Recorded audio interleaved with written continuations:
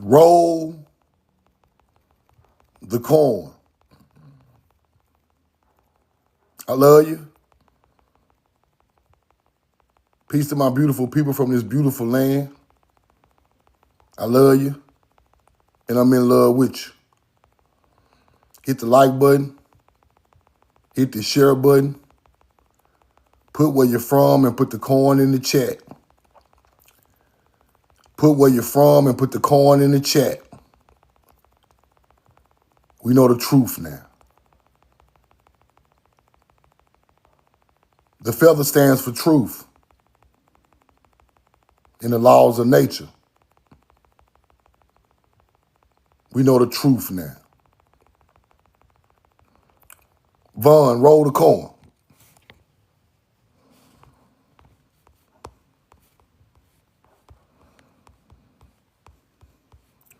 Roll the corn.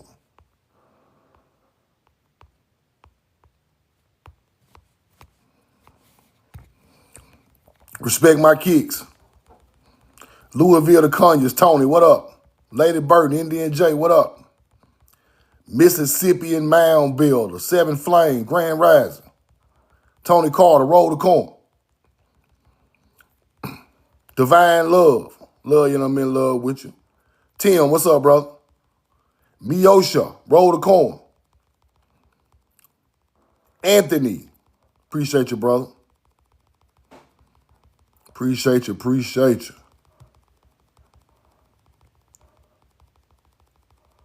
Everything is appreciated in virtue. Love you and I'm in love with you. Everything is appreciated in virtue. From the smallest to the biggest thing. Because in reality, anything done for you is a lot. So don't never look over that. D Moore, what's up?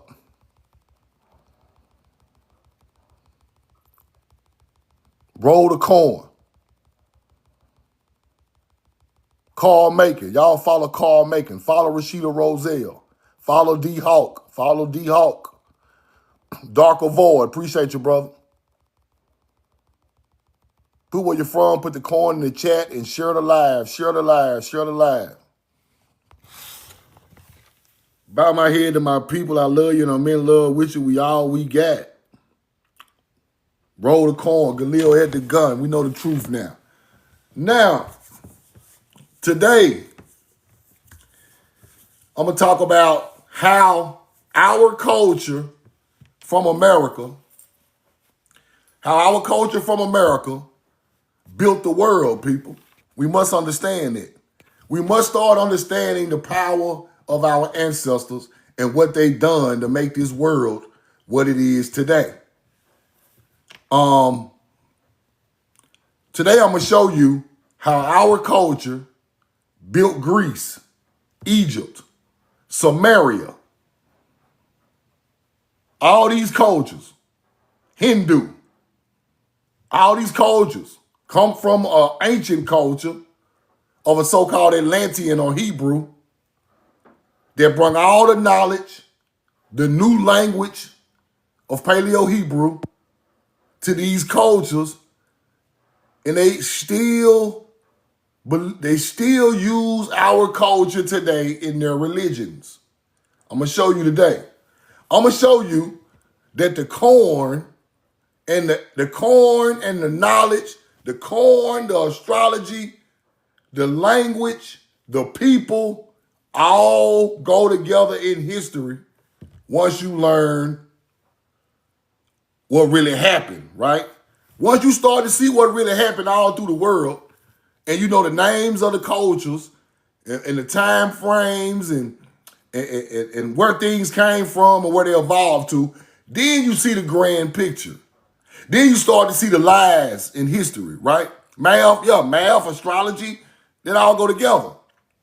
Then you start to see the lies that has been told to our people. Then you start to see the alien shit is bullshit.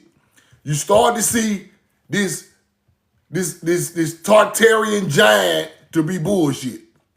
You start to see the Anunnaki as ancient Hebrews. You start to see the first people on the Nile with some type of ancient Paleo-Hebrew language that turned into hieroglyphics. You start to see the truth. You start to see a people come from one side of the world to the other side and teach them everything they know. This is what's really hidden. They tried to keep it in Egypt as if that's the only place where the knowledge come from because it's on their landmass, right? But they won't tell you where the people came from who built Egypt. Everybody got ancestors, right? So when you understand, if a culture is talking about their ancestors, they're telling you that there are great people before them. And they give you hints of where they're from, right? So now when you put all this knowledge together, you start to understand the truth. Who is the real Hebrew? Who is the real Atlantean? Who is the real civilization bringer? Who is the real people who had laws and commandments of how to live righteous in nature? And they turned it into living righteous under God. Then you start to understand who you are on this landmass and what we have became because of colonization, right? Roll the coin. Now, I'm going to get back to the basics because I ain't did this in a long time, but I got a lot of new followers that need to see this so they can understand where I'm coming from when I speak on these different topics, right? Let's go here first, right? Old world names for maize or flatbread should be considered. We have an example, the Egyptian mizir, grain of Egypt, masa, dough or flatbread, Jewish masa, Greek maza or flatbread. There is archaeological evidence for seafarers from all of these countries visiting, mapping, and colonizing the Caribbean region prior to Columbus, right? The following names for maize in India: Makkah, Makha, Mecca, Cholam, Makajona, Makajola. He assumes that the terms involving Mecca or Makkah as referenced in the Arabian city of Mecca, but they could be derivatives of the ancient Egyptian Masa or Mazah. Ashraf includes the following for Hindu maize: Makkah, Ramah, June Hari, Hanta. He traces these names back to Hindu medicinals, where the Sanskrit word Yabanala means red like barley. Now, as you can see, all these cultures got some type of word for corn. Egypt, Mazah, the Arabian, Arab, Mecca, right? Roll the coin. India, Makkah, Makacholam, Masa in Egypt. Now, ask yourself, before I get started, ask yourself, why in the hell do all these cultures know about corn in ancient times? How did it get there? It's not from there. Who brought it? What was they speaking? What kind of ships they had? What are the mythology stories of American gods took over these places? And now you start to understand the real history of the world, right? Let's keep going. Archaeologists think that beer was the most popular drink in ancient Babylon 6,000 years ago.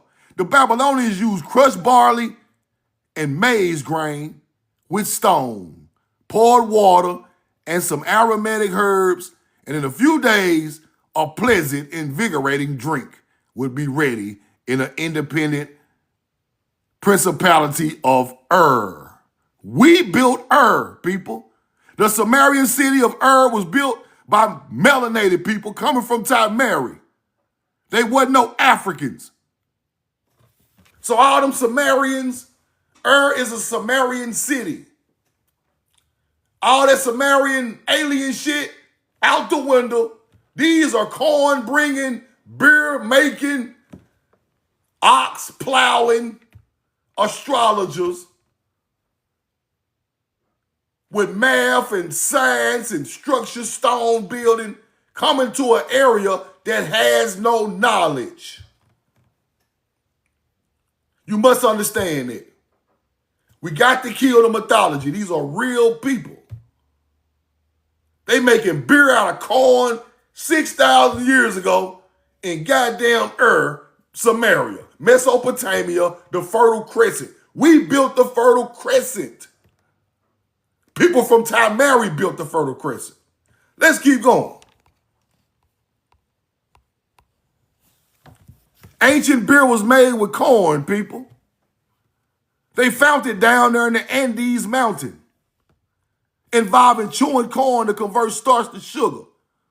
Among ancient Mexican cultures, serving roles for daily drink the sacred beverage. Researchers even found evidence of corn beer in prehistoric Colombian American Southwest, Colorado, Utah, Arizona. Ancient beer made from corn. Where do you think Samaria got it from? Here, shit, common sense. Roll the corn. It's common sense. It come from here. That's our culture on their land. Let's keep going. Men cutting corn with sickles, right? In the tomb of Mana, fields in the state inspector under Pharaoh Tutmosis IV. On the walls of the murals of the tomb of Mana,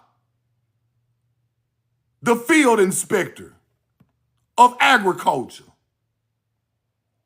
As you see the plow and the ox, the Hebrews, people. The plow and the ox is the first letter of the Hebrew alphabet. Do you understand that? Roll the corn. Let's keep going. Harvesting corn rows, dense stands of wheat. Peruvians planted maize in widely separated rows that allow sufficient space for llamas with baskets to walk between the corn rows during the harvest, right? Papyrus Book of the Dead, the Book of the Dead, in the Berlin Egyptian Museum shows Egyptians using the plow and the ox for corn agriculture. Corn plants in Egypt were higher than the worker's head as seen in this illustration. Roll the corn. Let's keep going. I'm going to get into the languages and everything. Let's keep going. This one to get deep. This one to get deep. The Gauls had corn in Caesar time. One is curious to know where they and the Teutons found it in So. Let's go look at the Gauls. This is a stone from the Gauls burial over there. There go the snake. There go the Z for Yad. As you can see, crops is coming off the Z at the end of the Z. The Z is for Zad, meaning work. I'm tripping. Yad. I'm sorry. Not Zad, Yad. The Z is for Yad. That's the same thing this is right here. That's the same thing this is right here, people. Let me show you. Same thing right here. Roll the corn. Let me show you. You see that Z? It is the same thing as the artifacts from the American Mound Builder in America, right here. Same thing. See that Z? Right there. See them two dots with the Z? Yad in Hebrew. Now let's go back to the Gauls who had corn for the Romans. This is what they built. It's the same culture. Roll the corn. See the Z with the 2 dots? Z, 2 dots, American mound builders, evolving. Yeah, a yin. Exactly. That's a yin. And this is the Yad Z. This is Hebrew. With the snake people. See the snake? Roll the corn. It's the same thing. The old culture is the American mound builder. They are evolving to build stone like these walls and this monument of the Gales. The first Gales before they turned them white. Let's go back. The Gales had corn in Caesar time. This is a culture bringing that corn over there. Let's keep going. People answered you that the Tyrians had bought it to Spain. The Tyrians are Phoenicians. Let's keep going. The Tyrians, the city of Tyre, Phoenicians, Hebrews. Same people come from here. That's who bought the purple dye of the murex snail that turned into royalty. Phoenician cities, Iron Age. All of this stuff go together. Let's go back. I showed you the Gales connection. The Tyrians or Phoenicians speaking Hebrew. Right? The Tyrians. Where did the Tyrians get this corn? Their ancestors are Phoenicians. That's what you must understand. Among the Greek, probably from whom they received in exchange for the alphabet. In exchange for the alphabet. The Hebrew alphabet. The Hebrew alphabet with the corn. You see that? Let's keep going. Who had made this present to the Greeks? It was formerly Ceres, without a doubt. And when one has gone back to Ceres, one can hardly go farther. Ceres must have come down on a purpose from the sky to give us wheat, rye, or barley. Let's go look at Ceres. Right? Now, Ceres is the Mycenaean culture, which is connected to the Cretan and the Phoenician, right? Ceres breaks back to the Mycenaean culture, right after the Mycenaean culture. But you got to go back to Demeter. Demeter is the first deity. Then you get these other deities, right? Let me show it to you. All of them agriculture gods.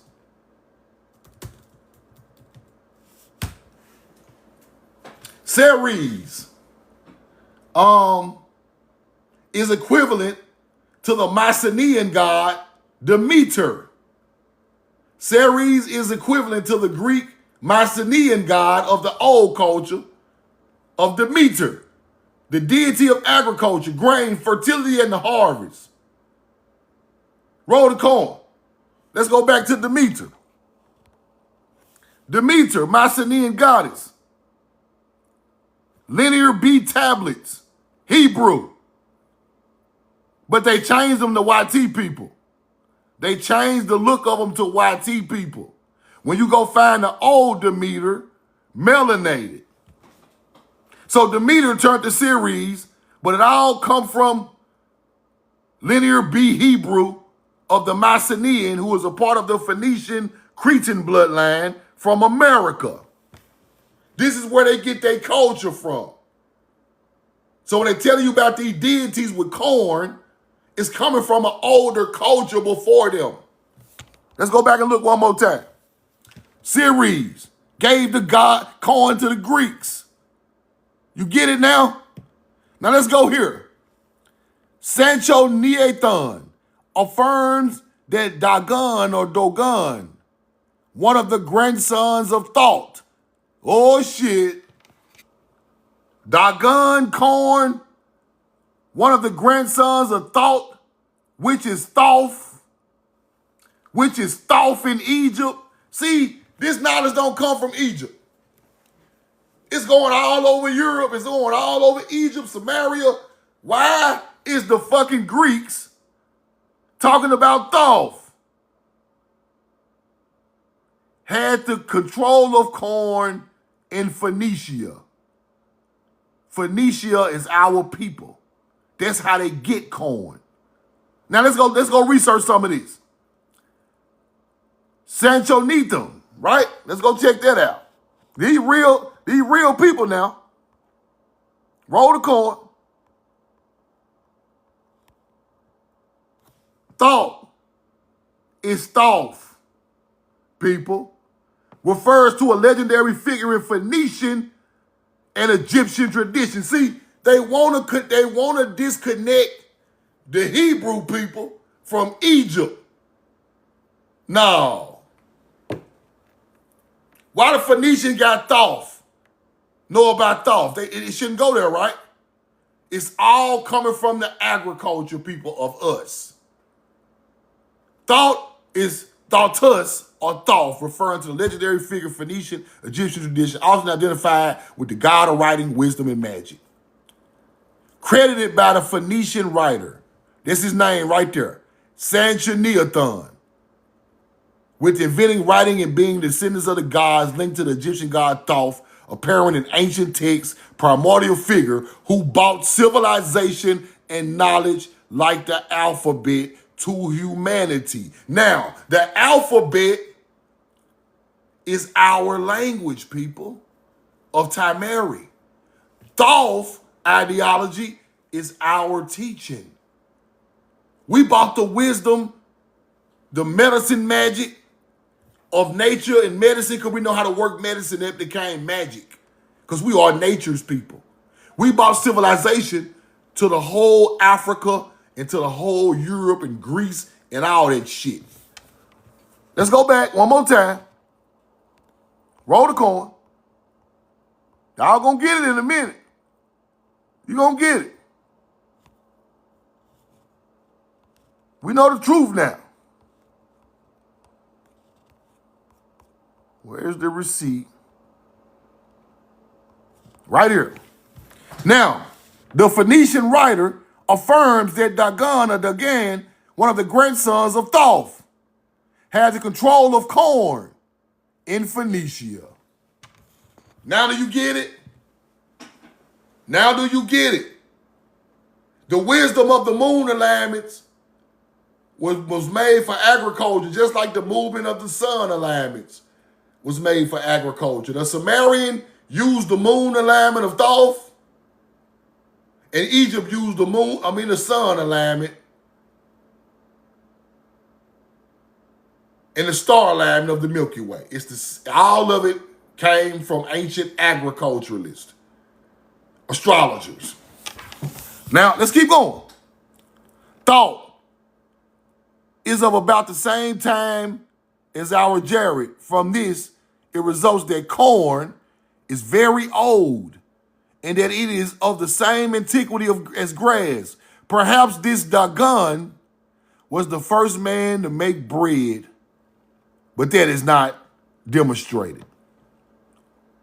You see the connection? Watch this. Ceres gave corn to the Greeks, and that Ishith or Isis, who bestowed on the Egyptians. It is very fallen in these days. We remain uncertainty as the origin of corn. Ishith or Isis. Let's look that up. We all know Ish is Hebrew, people. Ish is Hebrew. We all know that. ISH is Hebrew all over the world. Now, was Ishith first or Isis came after that? That's what I'm trying to tell you. ETH, Isis. Let's go look that up.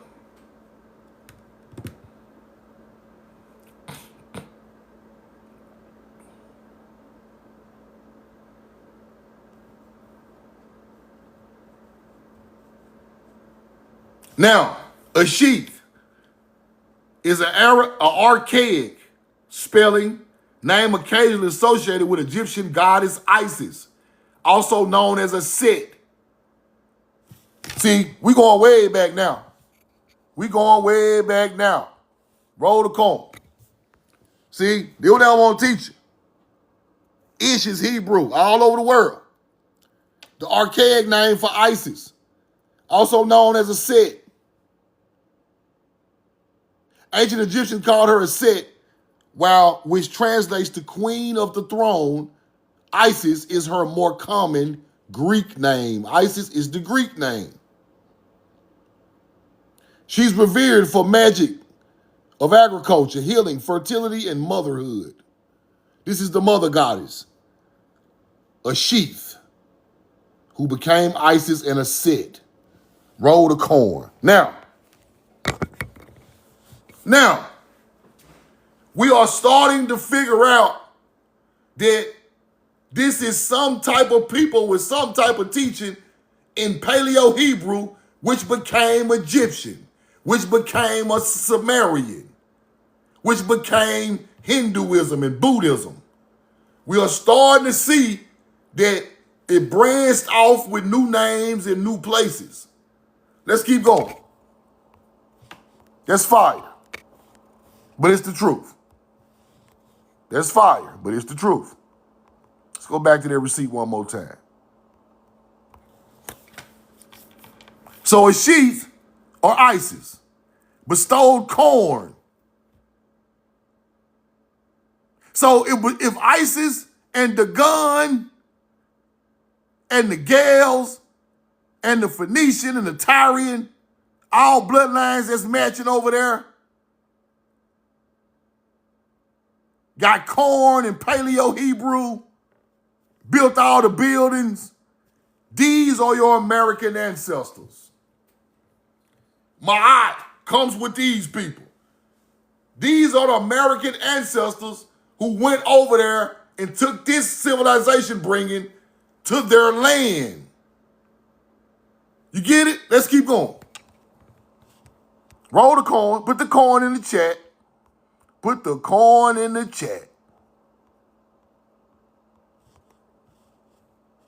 Got the beer. We got that.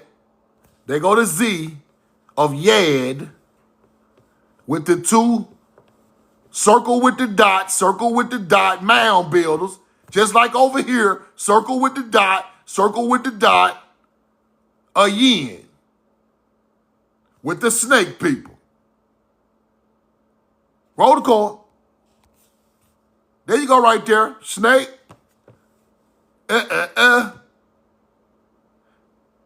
Now, when I look at this, I start to see this is not bloomed and this is bloomed. The flower is not bloomed here, then it blooms over here. So this got something to do with the spring and the summer. The work you do to make the flower bloom in agriculture. Roll the corn. That's fire. This our culture over here. It's on the face of the damn mound builder stone found in Ohio. Let's keep going. Tyrians were the people known as the Phoenicians who brought the corn to Greece. There you go right there. Hebrews. Ceres, the Roman goddess, right? They got that from the Greek goddess or the Mycenaean goddess of Demeter, whose worship, right? Worship of the is agriculture. Deity of agriculture, Ceres. Then they got that from Demeter. Derived from Mycenaean religious practices of the Bronze Age. They got that shit from us because the Mycenaeans is our people. Then it turns into Ceres. Demeter turns into Ceres in Greek mythology. Let's keep going. Demeter, a Mycenaean goddess, Linear B Hebrew speaker, the Earth Mother. Let's keep going. This is the guy of the Phoenician author who wrote that Dagon is corn in Greece. Sanchuniathon. Thoth is mentioned in their teaching of bringing a civilization bringer. He's bringing agriculture and wisdom of astrology to these people. And that's not just Egyptian, that's Phoenician. That's Phoenician. Let's keep going. Invention of writing. Credited in inventing letters and writing, which is passed down. Our people. Connected to Thoth, the Egyptian god. Then you get mythology. His descendants are Dagon. Aspects of controlling aspects of life like corn in Phoenicia. Fire. Fire. Fire. This is our teaching, our knowledge from our people. The bringer of culture, which his descendants, Dagon, Thoth descendants are Dagon, controlling aspects of life like corn in Phoenicia. And there you got it. Roll the corn. Let's keep going. Isis, the wife of Osiris, believes she taught first women to grind corn, spin flax, weave clothes, and care for the children. The mother goddess, Ishith, fire. Let's keep going. Let's come back to America. Let's come back to America. Let's go back. Let's go see where they got this shit from. Let's go back. Chico Mikoto was one of the most important agrarian goddesses. She is considered one of the oldest deities and is counted as one of the several maize deities. Through her reach was such much farther, she is the goddess of all nourishment, seen as the protector of all food and drink. She is credited with being the first to make tortillas or corn tortillas and other delicacies and exquisite dishes and stews. At the time of the conquest, she was honored with temples in Central America, just like Isis. Let's keep going. Quetzalcoatl, grass flank of corn plant that symbolizes the Axis Mundi, a sacred point that pierces and connects the heavens, earth, and underworld with its leaves, stalks, and roots. This corn teaching got something to do with the upper, the middle, and the lower world. Just like Egypt believes in. Just like the Sumerians believe in it. Because Enlil is the upper world, Enki is the lower world, and Anu is on the horizon. So it's the same teaching. Let's keep going. Corn was highly valued staple in the Americas, together and other vital crops of beans and squash, the three sisters, right? Once all living things were in the womb of Mother Earth, the corn mother caused all things to have life and start to move towards the surface of the earth. With corn mother's help, the people were born unto the surface of the earth. But because the people did not know how to care for themselves, they started to wander. Finally, Arikara came to a beautiful land where they found everything that needed to live. And the woman of great beauty came, and then Arikara recognized her as the corn mother. She stayed with them for many years and taught them how to live and work on the earth and how to pray in nature. When she died, corn mother left the people corn plant as a reminder that her spirit would always guide and care for them. The Arikara said that the beautiful place where they learned to live was the valley of the Loup River in Kansas. Kansas, people. Let's keep going. Now you get Demeter, the Mycenaean god, the goddess of corn. Oh shit. The goddess of corn. This is an American teaching in Greece. This is an American teaching in Greece. You see it now? Right? It was believed Demeter made the crops grow each year. First loaf of bread made from the annual harvest was offered to her.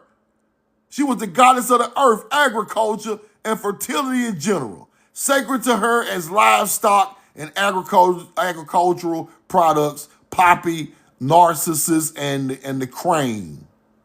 She's associated with the different seasons. Roll the corn. Let's keep going. Osiris was the gun. Osiris was the gun. He invented the plow and the first cultivated bread corn, for which he was called Zeus. Or in Phoenician, St. Horatius, Ash-C Ertz, or Osiris in Egypt. He was called by Typhon, his nephew, one of the sons of Kronos. After the reign of 35 years and buried in Amphale, his hieroglyphic was a plow and the other implements of agriculture. This is where Osiris come from. Let's keep going. Isis was either the daughter of Kronos or the concubine of Uranus. Now, Uranus is Osiris's father. Let's go back to Isis. Either the daughter of Kronos or the concubine of Uranus, whom the gun married, and the Greek Ceres, her husband, being the inventor of corn, plows. Corn was the first cultivated in Egypt by Isis, or the Ceres of the Greeks, the Phoenicians before the Greeks. All these stories go together. Let's keep going. Now you get corn gods and goddesses, right? Now the Cherokee had a goddess called Salu, corn mother, right?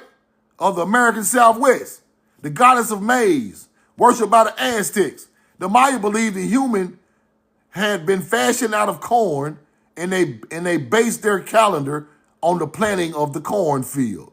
We made the calendar for the planting of agriculture. Male corn gods appear in legends. Aztec had a counterpart, Chico Mictlantecuhtli, right, to whom they offered the blood each year. This is where they come with the sacrifice stuff, acting like they were sacrificing, but this is hunter-gatherer teaching, right? The Seminoles, here we go. The Seminoles got a god called Fastachi, a dwarf. Fastachi, a dwarf. Fastachi, a dwarf. They're talking about Bes. That's what they're talking about. The Bes ideology. Bes in Egypt is a dwarf. Coming from Punt. Same thing. That's what they're talking about. Fastachi.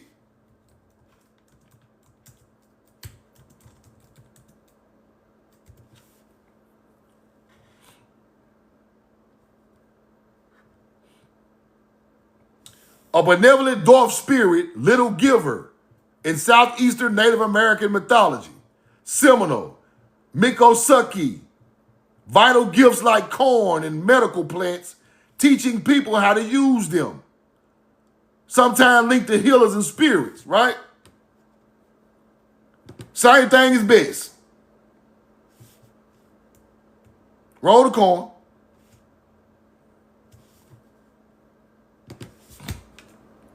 Let's go look at Bes in Egypt.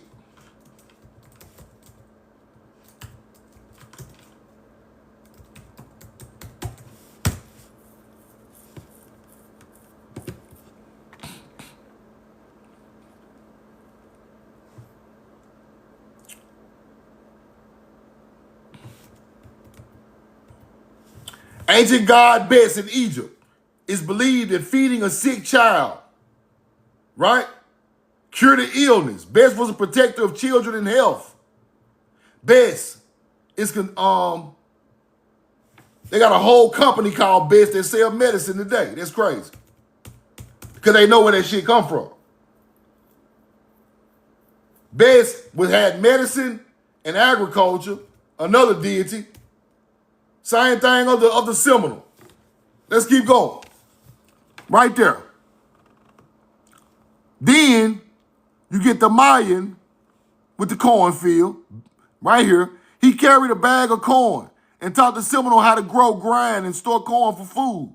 The Hurons of northeastern North America worship Ayoshika, Ayoskiha, who made corn, gave fire to Hurons, and brought good weather. Let's keep going.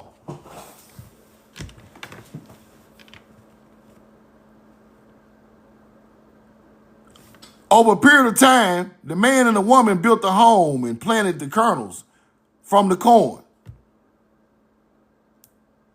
The man awoke, helped a beautiful woman down from the corn stalk. These American stories. Let's keep going. The Hopi Indian, the Sakwa Mana themes are prayer, communication cycles, harvest, health, and joy. Mana. I told y'all that was corn. Mana is the same thing in the Bible that fed the Israelites. Mana. There you go right there. The blue corn. Roll the corn. Mana. Let's keep going. We know the truth now. Put a 2 in the chat. Put a 2 in the chat. Put a 2 in the chat. It's finna get deeper now. Stick with me.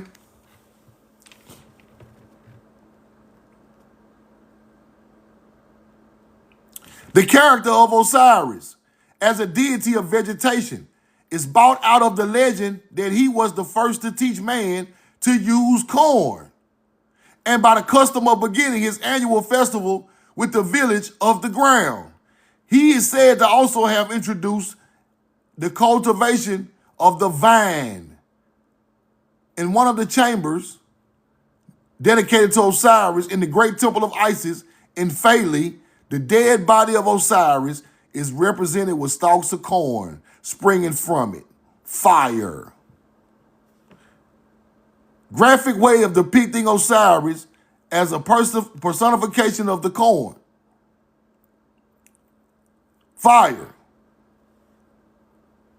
Isis placed the severed limbs of Osiris on a corn sheaf, or the legend may be remnants of the custom of slaying a human victim as representing of corn spirit and disturbing the flesh of scattering his ashes over the fields to fertilize it. So when you get to talking about the story of Osiris is that they tore his body up and put it all over the world, people.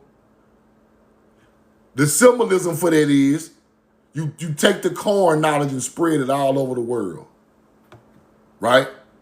You turn it and you spread it all over your cornfield, right? When you plant corn. You turn the corn up and you plant it. That's the story of Osiris, really. Let's keep going. Now, in the temple, we got corn growing from Osiris as he resurrects in the spring up into the summer. You got the hoe and the unk. The unk is harvest time. So when the corn springs, it's harvest time. The unk represents the stars that are in the sky during harvest time. You get it? The unk represents the stars that are in the sky during the harvest. So when the corn is coming out of Osiris, it's harvest time, right? Osiris is green for vegetation. That's why his face is green. Let's keep going. Osiris, the god of the Nile, flood, vegetation, corn, the moon, the dead, and the renewal of the life, often depicted as a mummy sprouting corn. Osiris, murdered by his brother Seth, who was jealous of his power and success. Seth was further upset by Osiris when he slept with his wife. Osiris' child is Anubis, the god of the dead. Now do you get it?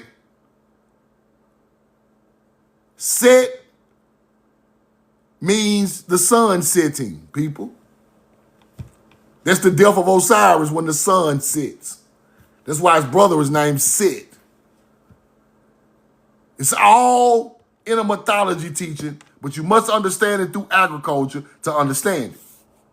Let's keep going. Roll the corn. Let's go back to Greece. Demeter presides both over the growth of corn from the earth and over the ritual that ensure the happiness beneath the earth of those who have been initiated.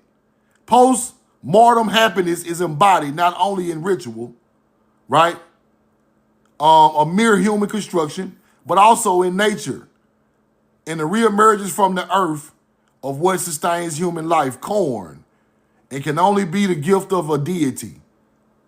An inscription from the 2nd century AD Egypt. Now, they called manna the gift from God. The grain of God is manna. It's in the Bible, people. Corn fed them people, made them people religious and everything. Manna is white corn. Manna lapun. So our people bought that corn over there. Therefore, they turned us into gods in mythology. Do you get it now?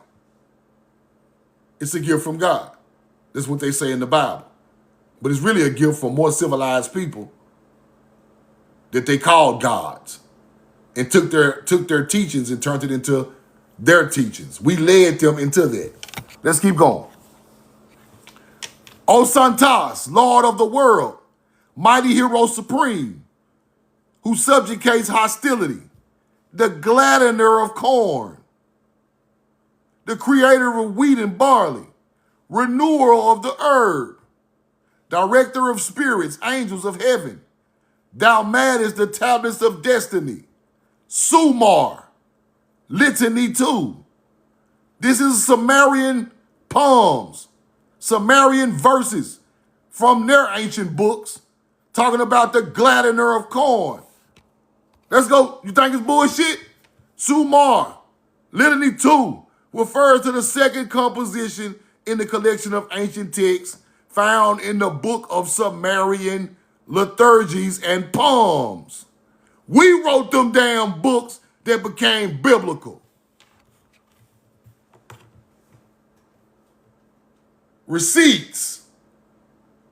Hunter-gatherer ain't wrote damn book of no holiness nowhere. They just redone them. We were the spiritual people. An alien ain't write no poems. An alien did not write no ancient texts and no poems.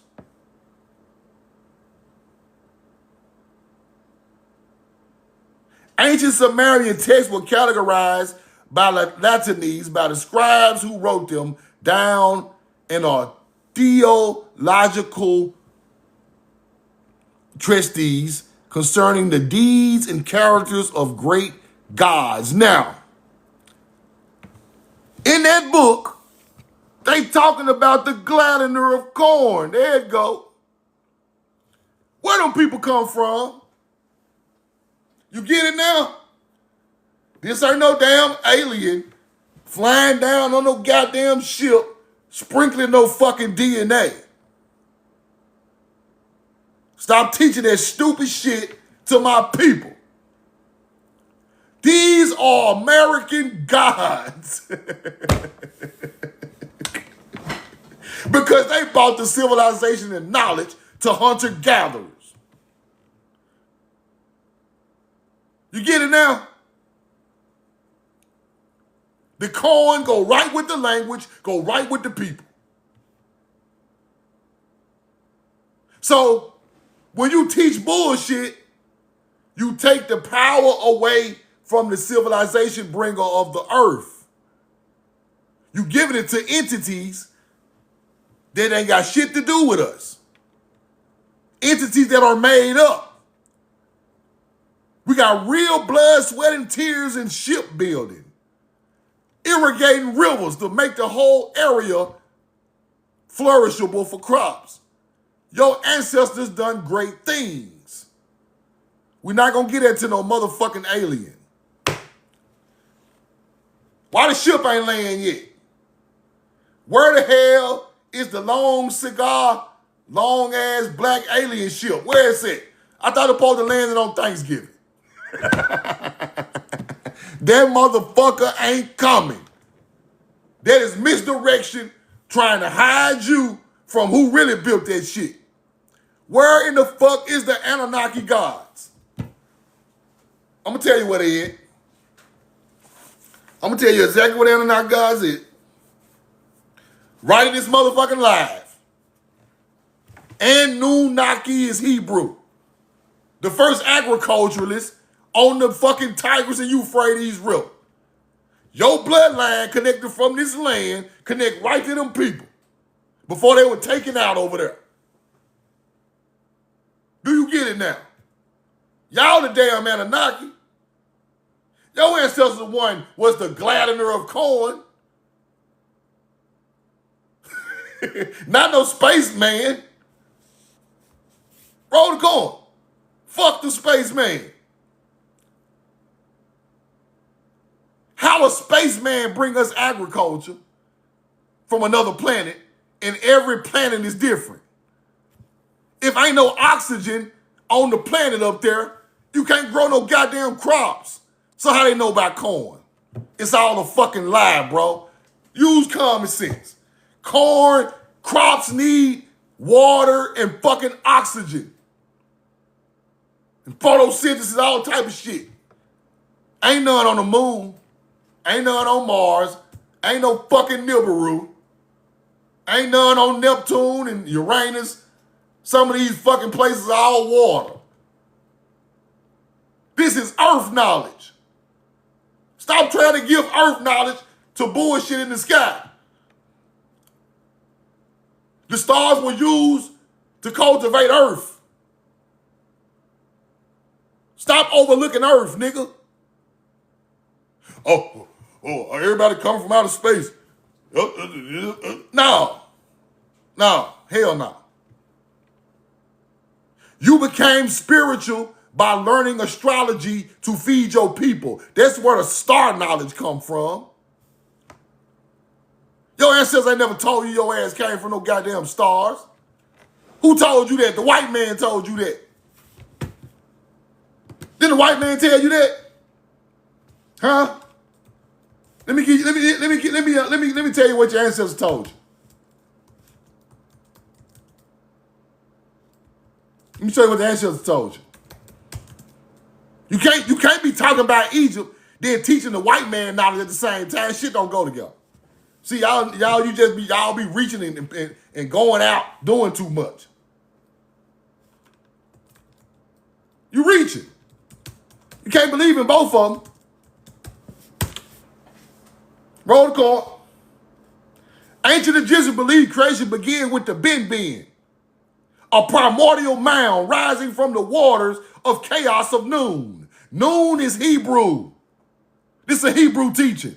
You think that shit Egyptian you want to. This is a Paleo-Hebrew teaching. Noon is Hebrew. The god Noon is named after Noon of Hebrew teachings. Egypt told you was born from the Ben, a primordial mound of earth. They ain't said shit about Nibiru. I ain't heard nothing about Saturn or Uranus. Nobody fell out the damn sky. Egypt said your ass come out of mound. Primordial. The ancient Choctaw said your ass come out of mound called Ishki. You better go listen to your ancestors, stop listening to these motherfucking, these metaphoric teaching ass niggas. How you gonna try to point Egypt out and then say we fell out the sky? When Egypt told you we come out the mound, nigga. You lost, bro. You are trying to teach something to gather people in that you got from a white boy, and it's not your ancestors' teaching. White boys told you the aliens came down and sprinkled on monkeys. Because they don't want you to know the real alien is you, who mixed with their bloodline on their land and upgraded their DNA through mixing of a people. 100% earth being. They had a baby with a goddamn barbarian, and you upgraded their DNA on that side of the world. Because them old bones in Africa are Africanist bones, and they not even 100% human earth beings. They don't want to tell you. That's why we not Africans. We were buried with tools and goods. They wasn't. They were not civilized. They wasn't advanced enough in their DNA. Our DNA is pure from the earth. Therefore, we are nature's people. They are humanoids. YTs and Africans, I hate to tell you this, humanoids. They still the same people today. They just learned from the ancient culture, sucked it all in, hid the knowledge, and started running the world hundreds of years ago. But we ran the world for thousands of years. I'm not really mad that they did what they did. But it's time for us to take this shit back. They had to, everybody get their run, right? Everybody get your run. I ain't mad at you. You won the ring this year, but we finna win 10 straight championships. You got your little one ring, hunter-gatherers, but we finna come back in 72 and 10, y'all ass, like the Bulls.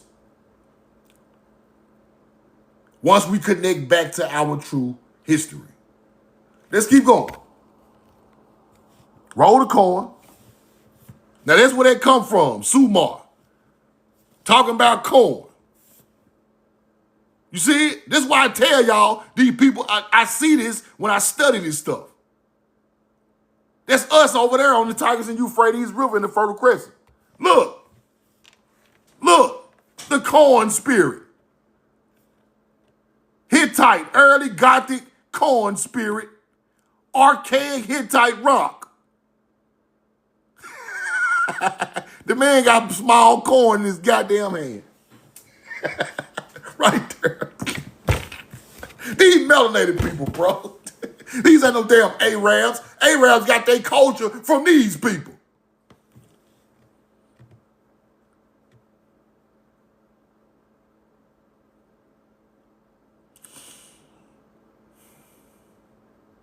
You see it? These real artifacts. Let's keep going.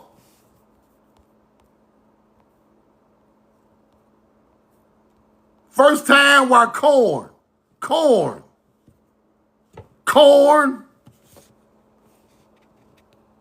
the corn.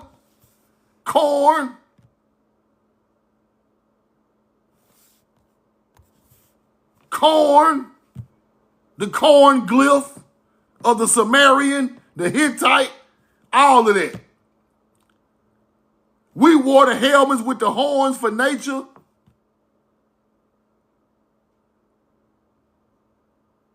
The vine come from our people. The grapevine. Ain't no damn grapevine over there in no desert. Stop. Let's keep going. The taxi as Michael the Archangel, bearing rayed Celtic cross with corn, sun goose of Phoenix of the Phoenician coin in the 5th century BC. Let's blow that up. There go the coin right there on the damn coin. Phoenician. Now, why is Michael the Archangel considered evil? That's what you got to figure out. Let's go back so you can see his name again. Let's go back and see his name again. Michael the Archangel.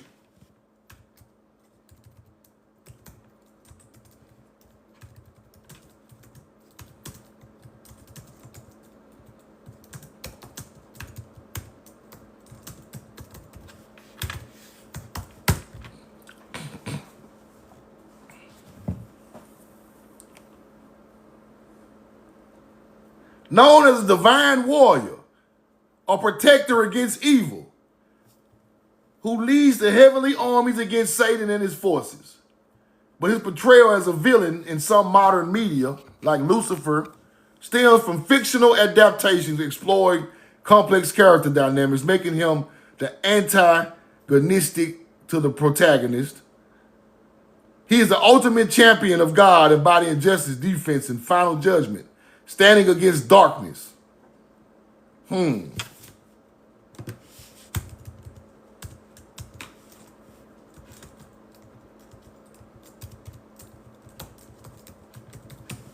Let's look a little deeper. Michael the Archangel, deeply connected in agriculture, traditional harvest festival marking the end of the farming year. Yeah. Associated with Earth's bounty, blessed crops like grains and apples, and festivals of seasonal foods like geese and good fortune of his people. As a warrior, links to spiritual protection for farmers' livelihoods. Now, let's go see if we find that coin. Fifth, what that is, BC. Let's go find this damn coin. 5th century BC.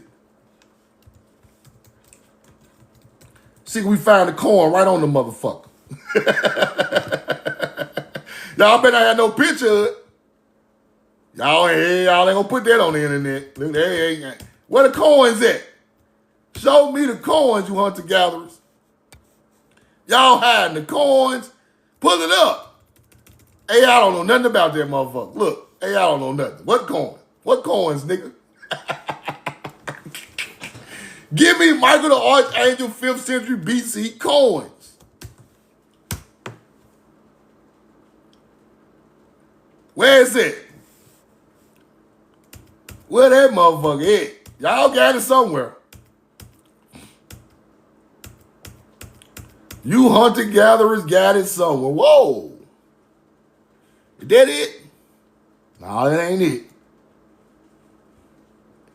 Give it to me now. Y'all got it. We know the truth now. I can't find it. I can't find it. That coin right there is not, hold on. That one got the sun goose on it. So sun goose on one side. Maybe we can find it like that. So you got to go around these hunter-gatherers trying to hide the knowledge. Sun goose coin. Let's go that way. Michael find it like that. Can't put that coin on there. Sun goose. Now I see I see this depiction, but I don't see the real coin. You motherfuckers. Y'all ain't gonna show that shit. Y'all is not gonna show that. Let's go look at this one. I'm gonna find that coin. I'm gonna find that coin. That's all right. We'll go back. I'll find it another day. They ain't gonna let me get it. They ain't gonna let me get it. I don't even know where that coin is, but it's in the old books with the coin. Let's blow it back up. Right there. With the Celtic cross, which is a mound builder cross, and there go Paleo Hebrew on the coin right there. It's Paleo Hebrew right there. Let's keep going.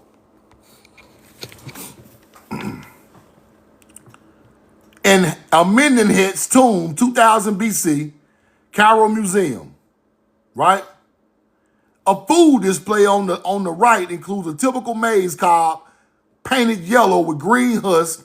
Pharaohs and the wealthy ate immature sweet corn as a fruit. Field corn that was fed to the masses was not portrayed in royal mortuary art because it was regarded as unclean. The new kind of sweet corn, the corn of Osiris, became popular during the kingdom as a magical food of immortality. It came from the western Duat, or paradise. It came from the western Duat, or paradise. This is what they talk about when they talk about their ancestors. So when you pass away, your soul go back to the western Duat, or paradise. That comes from their ancestors from Timeri. That's where that comes from. Roll the corn. That's exactly what that means. Let's keep going. Very sweet, succulent. In Egypt, the corn of Osiris. Special kind of corn that was served to royalty and the priestly participants. Several months until immature cobs appeared at the very top of the stalks. Pharaohs ate it. Sweet corn. Roll the corn. We know the truth now. Y'all acting like these people ain't from here. Y'all better stop fucking playing. I'm gonna tear history down my fucking self. With real receipts, they go right along with the truth. Them people come from here in the first dynasty of Egypt. Then y'all took it over later on. Let's keep going. Now, the maize god, the Maya. Right? Same stories. Popol Vuh, the sacred Mayan book, describe how the gods formed the first human from dough made out of yellow and white maize after their attempts to use clay and wood had failed. The cycle of rebirth, the cycle of seasons, associated growth of crops. This is the same teaching of Osiris, people. Same teaching. Let's keep going. Georgia, green corn, native gold. Ancient corn in Georgia. Culture of Indians, right? Mound building culture. See the mound building culture? That sacred corn. This is the ancient culture of all them other cultures. That mound building culture of your ancestors in America is the ancestors of them, because this the oldest culture with the sacred corn. Let's keep going. Nippur in Egypt, or Nippra, the god of grain. Nepit, right? Let me show y'all something about them people.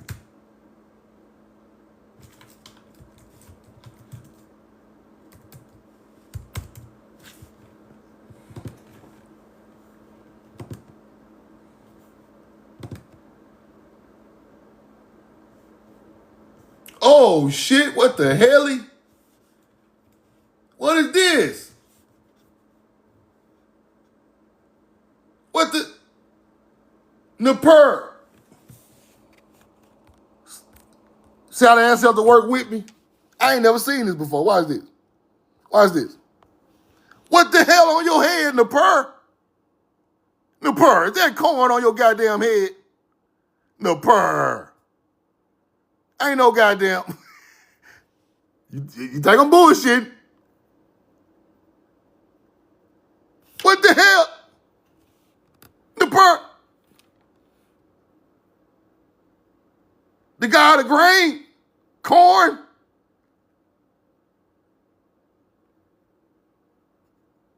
Yes, there's meum on the arm. All our look, the fucking oh shit. Oh shit. Oh, the code is breaking on his own. I wasn't even looking for that. Why y'all put corn on an Egyptian head? What the fuck? Bring that back over here. Oh my. Oh man. Oh my goodness. Let's go back. Damn. The God of grain, circle of growth, harvest, resurrection. Life-giving cereal crops essential to Egyptian life. Essential to life in Egypt. Nippur. Big ass corn stalk on their head. On her head.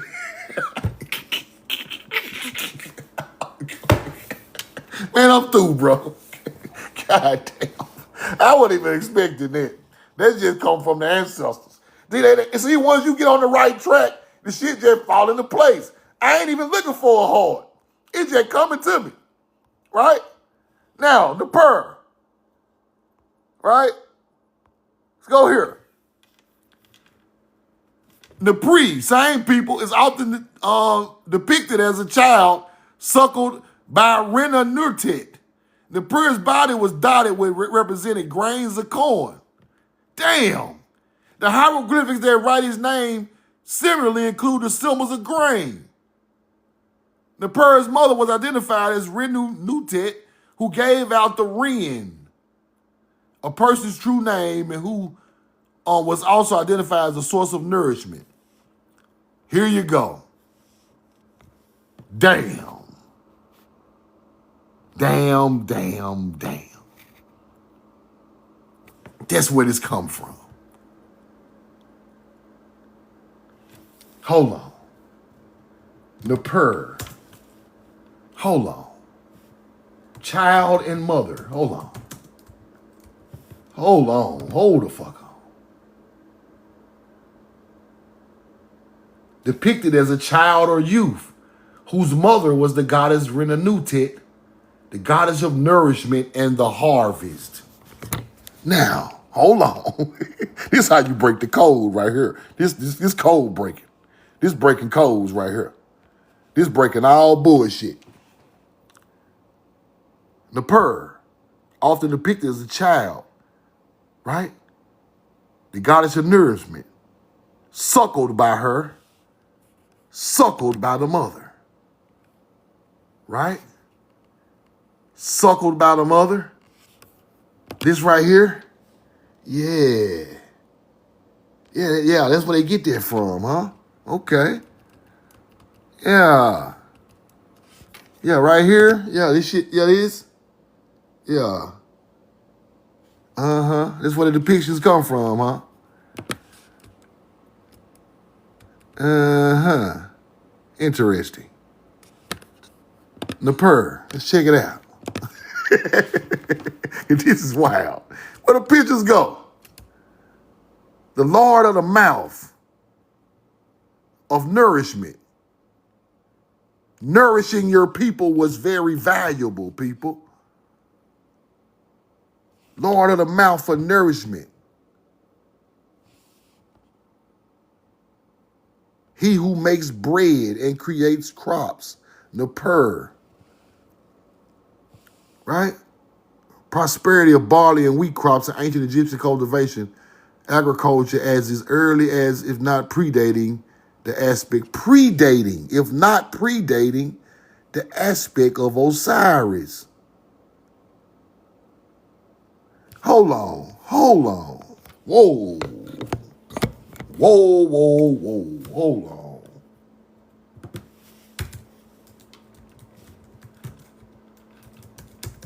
Hold on, y'all. Put the coin in the chat.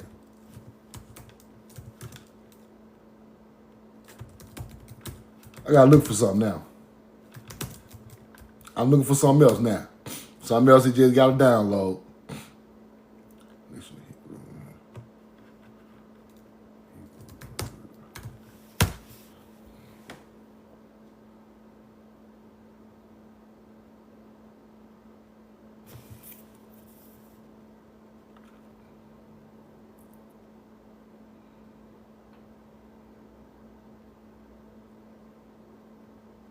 tied to agriculture.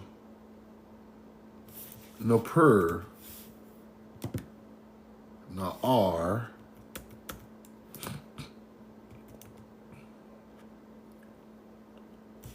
Naar, N-A-A-R, N-A-A-R, hold on, N-A-A-R, youth. Got something to do with youth, people.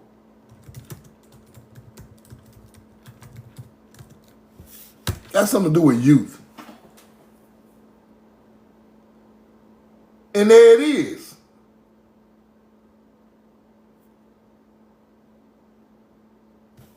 Hold on. Naar means youth. The concept of links youthful vigor and promise, like the land flowing with milk and honey, to the future of the nation, with youth seem as a vital guarantor for tradition and hard work. Naar. Naar is some kind of way connected to Nippur. I just got to download. This got something to do with it. Youth. Fresh start, serving deeply in modern Israel. Youth are actively involved in agriculture, learning hard work, responsibility, earning wages, viewing it as a preparation for life, not just labor. Damn. I got to go back and get on there later on. Like that's a whole. I got to go way back into the meaning of the Hebrew Naar. They got something to do with Nippur though, or Nipper. I guarantee it, because these words sound too much alike. That's fire right there. That's just some shit I just be on. I'm tripping. Let me get back on track. I'm going to get on there later. But youth, mother.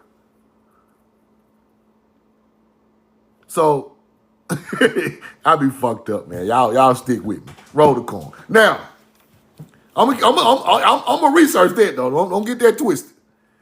Once the myth of Osiris and Isis had begun to be told, since Osiris was now a life and death rebirth deity, in common with many cultures, his story was associated with the annual harvest, the annual disappearance of the visible life in the crop. Thus, at this point, Nippur became considered merely an aspect of Osiris, as much more significant god, gaining the title, one who lives after dying.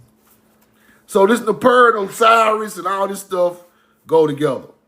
We already seen Osiris is the gun, coming from some type of Hebrew Phoenician teaching. Then you get Nippur, which goes with Naar of youth of agriculture, teaching youth agriculture in Hebrew. It's a big connection. I ain't never heard nobody put that together, but I hear it. I see it. Let's keep going. The figure of Nippur is dotted with grains of corn, and the Nile gods are shown as fat farmers with hanging paunch and breast, the same being true of some of the accompanying divinities, and alternation being intended of male and female according to interpretations. Let's keep going. Osiris, supreme god of resurrection, closely associated with the life-giving force of nature. The emergence of living, growing, and planting from apparently dormant seed hidden within the earth was regarded by the Egyptians as a metaphor for the rebirth of a human being from the lifeless husk of a corpse. The concept translated into physical form by the fashioning of images of Osiris out of grain, earthen grain. These corn mummies were composed of sand, mud, mixed with grains of barley. They generally have Osirian attributes and are often represented with an erect, that's something else, symbolizing fecundity or fertility, right? Wrapping of mummies, and Osiris in the mouth of the kiosk. I broke that word down the other day too. Got something to do with some more shit. The corn mummies were then carefully buried in sacred spots specifically designed for that purpose. Now, this is a corn mummy. Corn mummy in wooden coffin.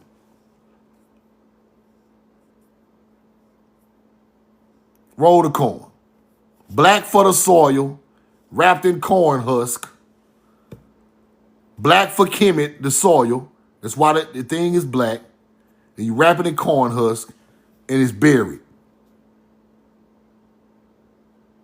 Fire, representing the face of Osiris. Seed, plant from the dormant seed hidden within the earth, was regarded by Egyptians as a metaphor for the rebirth of human being. Osiris, supreme god of resurrection.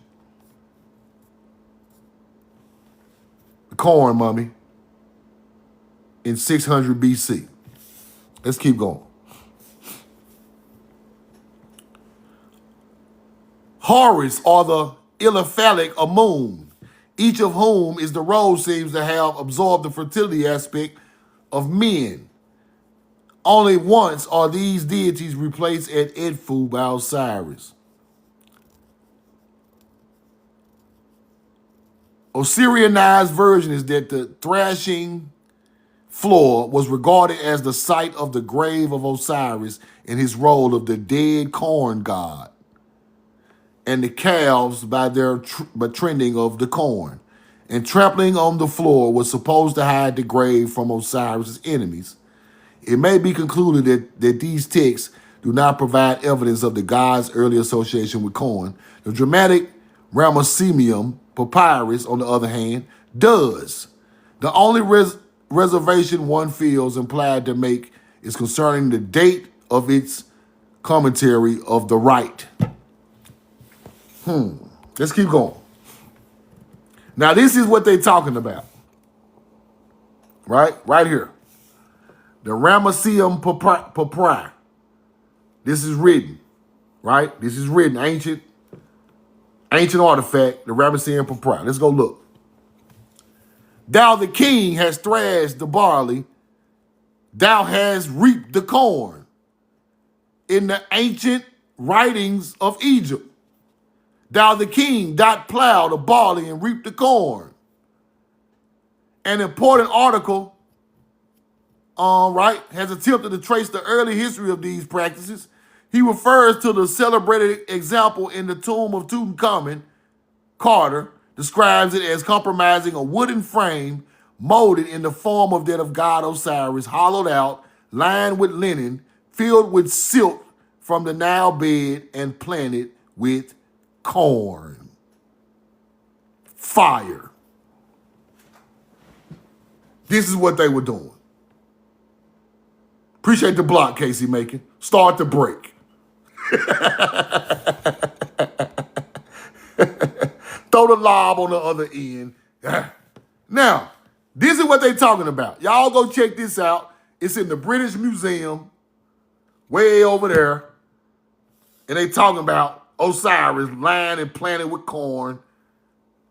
Some type of ritual they done in ancient Egypt. Tutankhamun even had it in his tomb. Fire.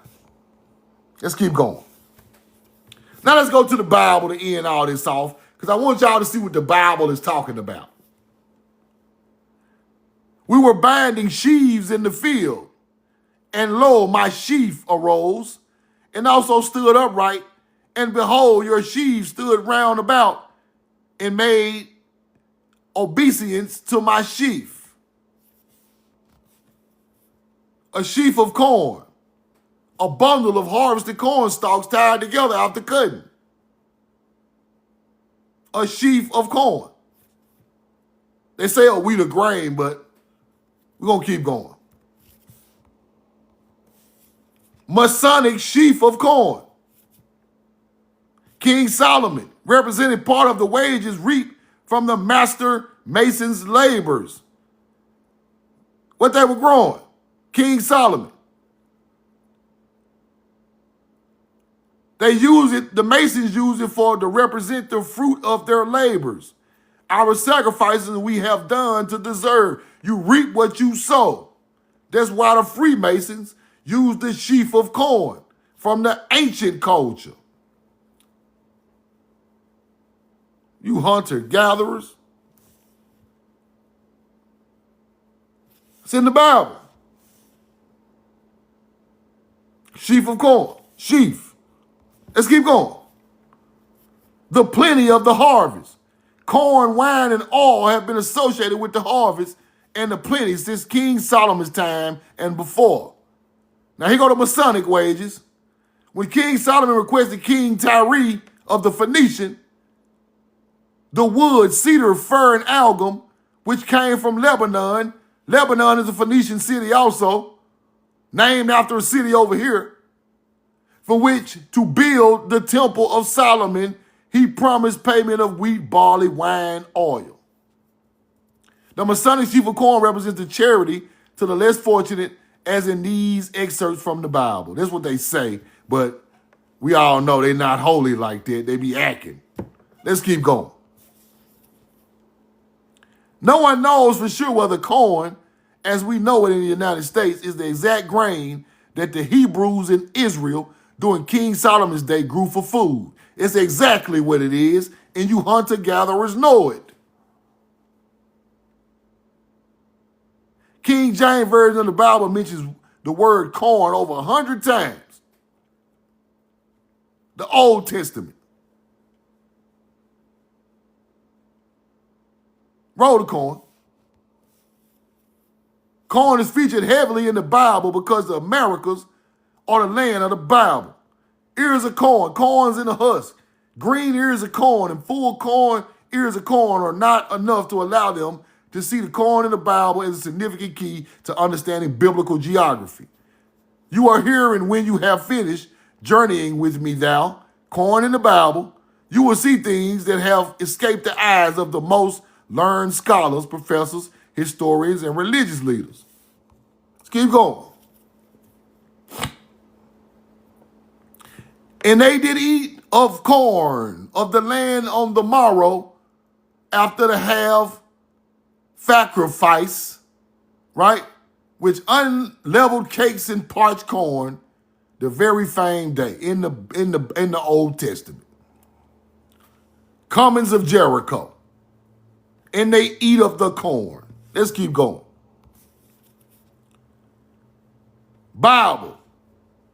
Corn, Dagon, in the Bible. Shabor, Bar, Shabur, Kwama. Dagon, Gorin, Dutch, Dish. All this stuff in the Bible. Carmel, Gadish, Bor, Lacham, Chatzer. All some type of corn. The word corn appears 102 times in the Bible, 94 verses in the King James Version. How is this from America many centuries later? However, you will not find the word here in a list of every instance of the word corn in the King James Bible, all through it. Yeah, Abib. You're exactly right, Abib.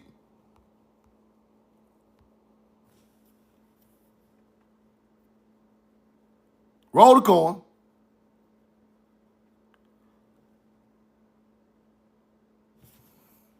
Common name for maize from the Tahino. Maíz is corn.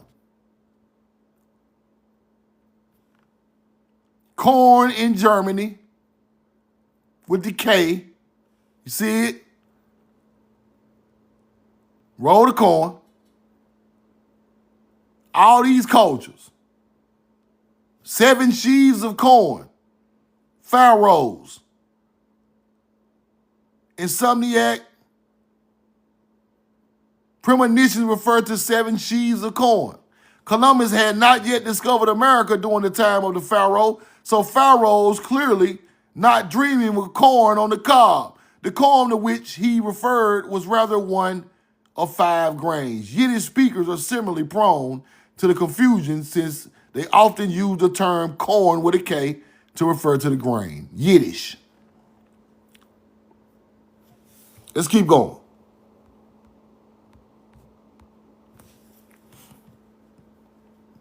Nas, store up the grain for food, and lay up under the head of these that store the grain under authority.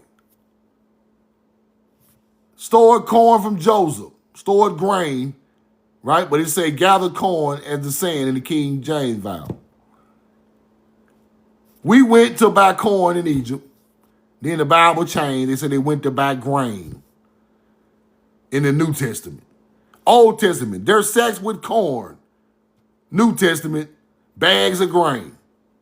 They are changing corn to grain as the book goes, people. Isaiah 17:5. And it shall be when the harvestman gathereth the corn and reap the ears with his arm, it shall be as he that gathereth ears in the valley of Rephaim. Ears of corn. Ain't talking about no damn wheat. This is the Old Testament. If fire breaks out and catches in thorns, so that the stacks of corn or the standing corn or the field be consumed therewith, he that kindled the fire shall surely make restitution of a cornfield burning. You got to pay that back, big dog. Deuteronomy 23:25. When thou comest into the standing corn of thy neighbor, then thou mightest pluck the ears with thine hand, but thou shalt not move a sickle unto the neighbor's standing corn. Don't touch my goddamn corn. Hunter-gatherers didn't write this. They wasn't growing nothing. Let's keep going. Corn silos in Egypt on hieroglyphics. The storing of the corn. We created silos for storing the corn a long time ago. Storehouses. Selling corn to Semites from Canaan. From the silo. Get your sack together and come get you some damn corn.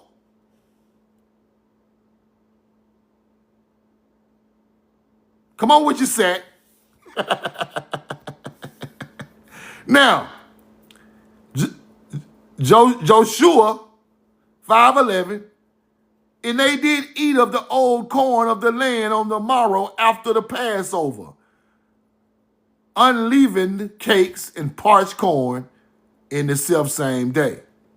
5:12, and the manna seized on the morrow after they had eaten of the old corn of the land.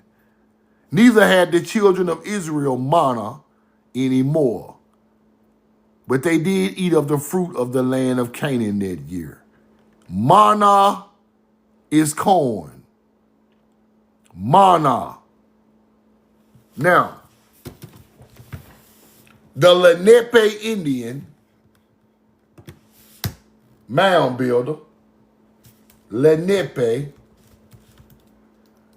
what was their old name? Mana Lapan.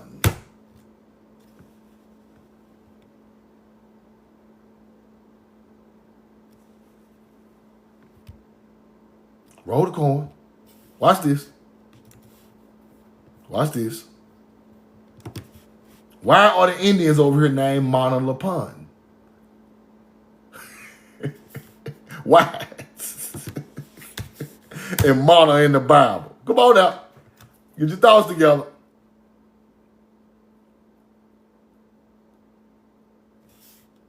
Roll the corn. Hold on. Lapen.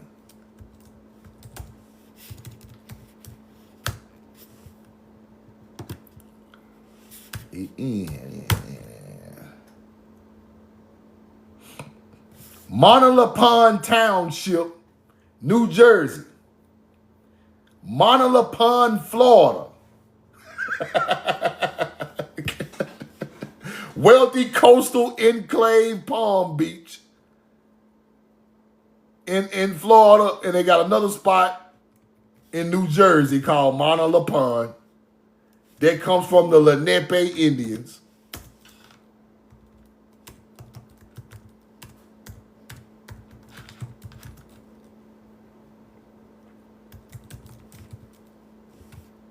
Watch this.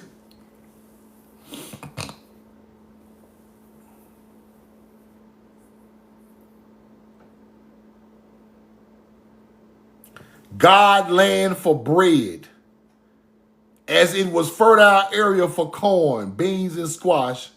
The Mana La Pond itself was a specific place. The people were a part. Also, the Delaware tribe. Mana La Pond means white corn. It's exactly what that means. Watch this.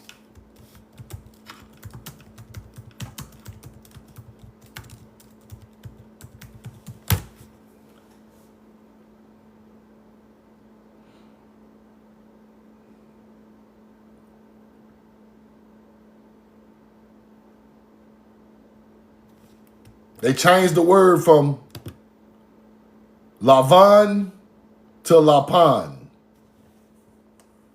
In the Bible, meaning white or pure.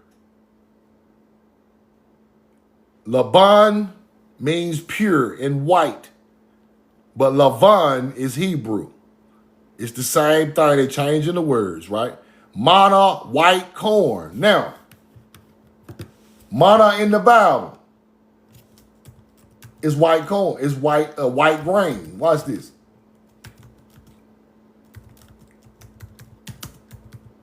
They fed the Israelites. Same words. Yes, biblical manna is described as white substance, seeds that tasted like honey wafers. Miraculously fed the Israelites in the desert.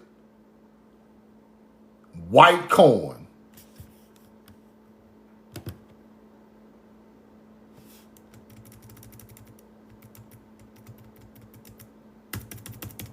And the tribes was named Mana La Pond in the northeast. Right?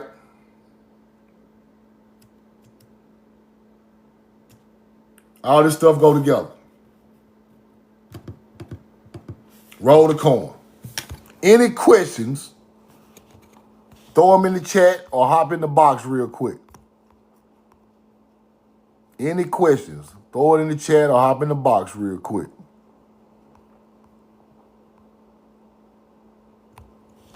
Fire. That's what's going on out here. That's what's going on. So we must study the Phoenician way more than we do. Study the Phoenician, the Cretan, the Mycenaean culture. Study them cultures. The first dynasty of Egypt with Namar, you must study that. Canaanites, all of that. Because Canaanites are Phoenicians. Canaanites are Phoenicians. Same people. I got receipts for that. Why not start with Osiris instead of Osiris? It's hard to get the timeline on it, right? We could prove that it's connected, but it's hard to get the timeline. So I don't never try to,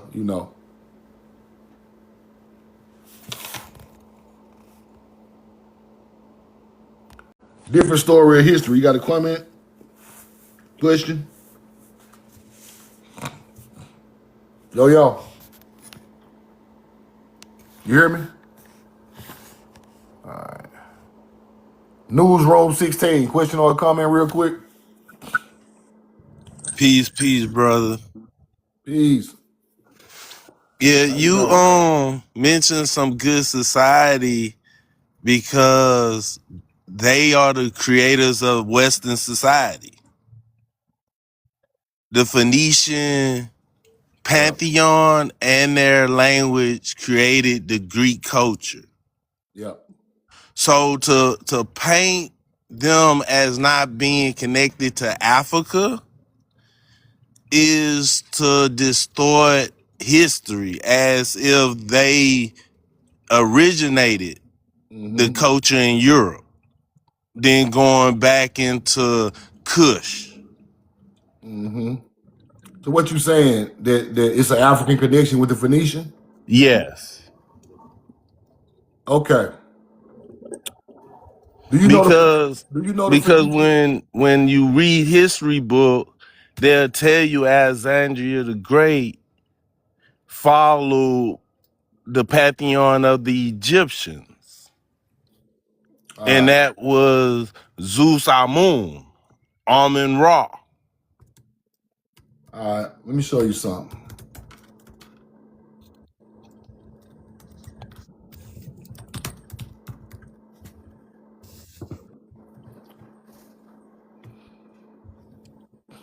Okay. Phoenicians got ships, right? Yes, they was known for shipbuilding. What the ships made out of? Reed and bitumen. Bitumen is the waterproofing they put on the Reed ship. Don't you know on the Great Lakes they got artifacts on the side of the Great Lakes with the copper that Phoenician had. Big monuments of ships of the Phoenician in the Great Lakes. Carved right there. Reed and bitumen boats are from America. The Phoenician or the Hebrew or the Avery, whatever you want to call them, they left the Great Lakes in the Mississippi River and came to the Mediterranean Sea. The Cretan, all them people are using the same boats. The Ubaid culture is the old culture of the Sumerians. All of them got reed boats with bitumen. That's an American shipbuilding teaching, right? They don't come from over there. They got purple snails, bro, from Florida and the Caribbean that make the purple dye of the Hebrew. Them shells are not even from the Mediterranean Sea.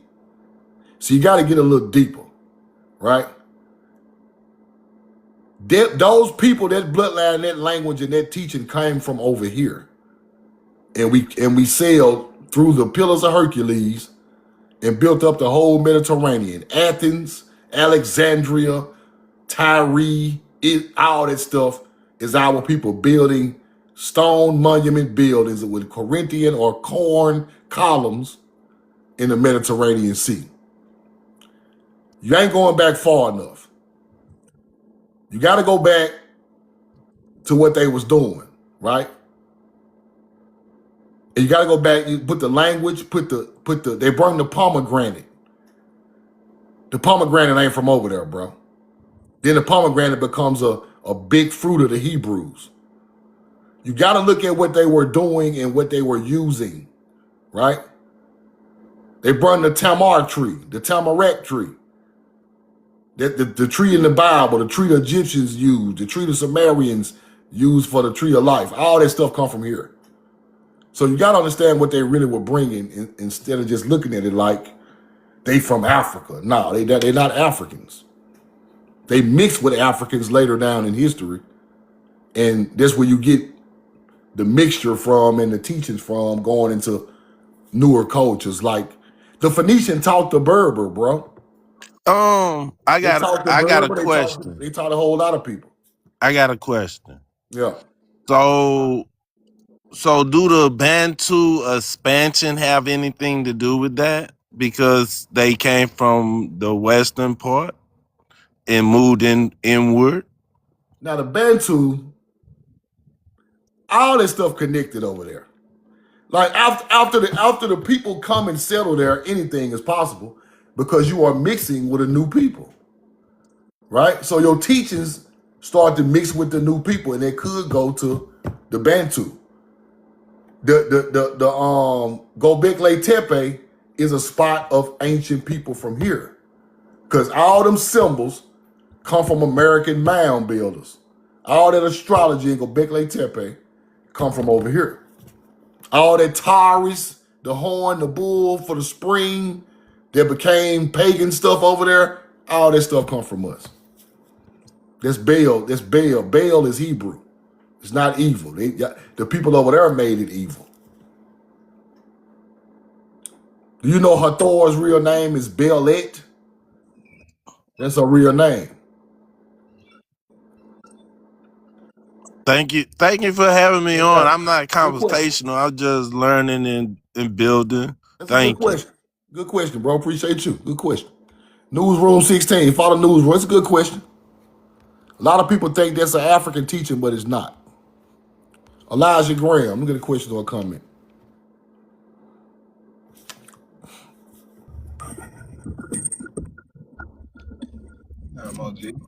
Yo, what's up, bro?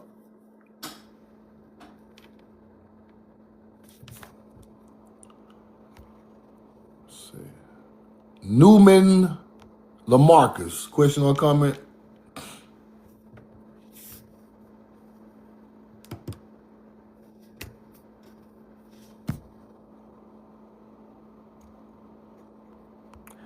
Becky 2 times. Got a question or a comment?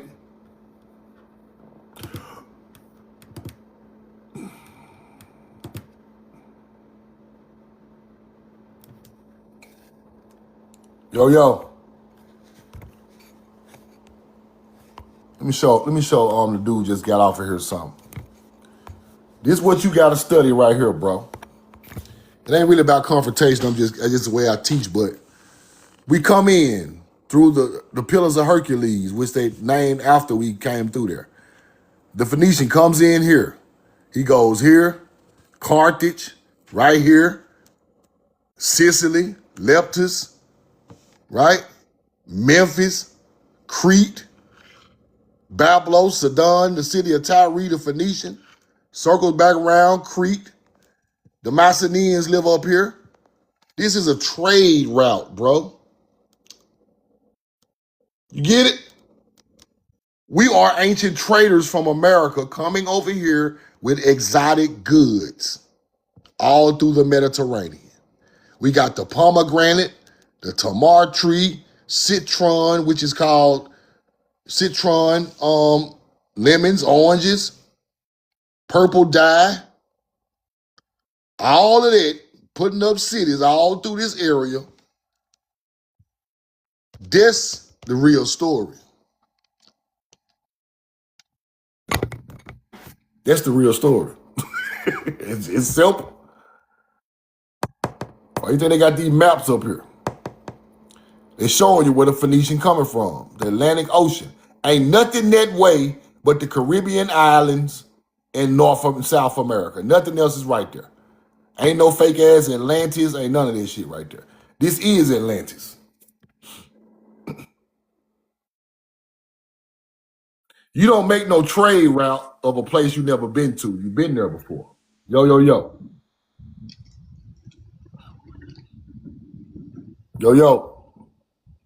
Rafu. Oh shit. So you don't make a trade route unless you are setting up new places. See, ancient Americans are traders, bro. See, before we went to the Mediterranean, we were trading in Florida, Texas, Mississippi, Ohio, the Great Lakes. On the East Coast, we were traders, right? We traded all around North and South America.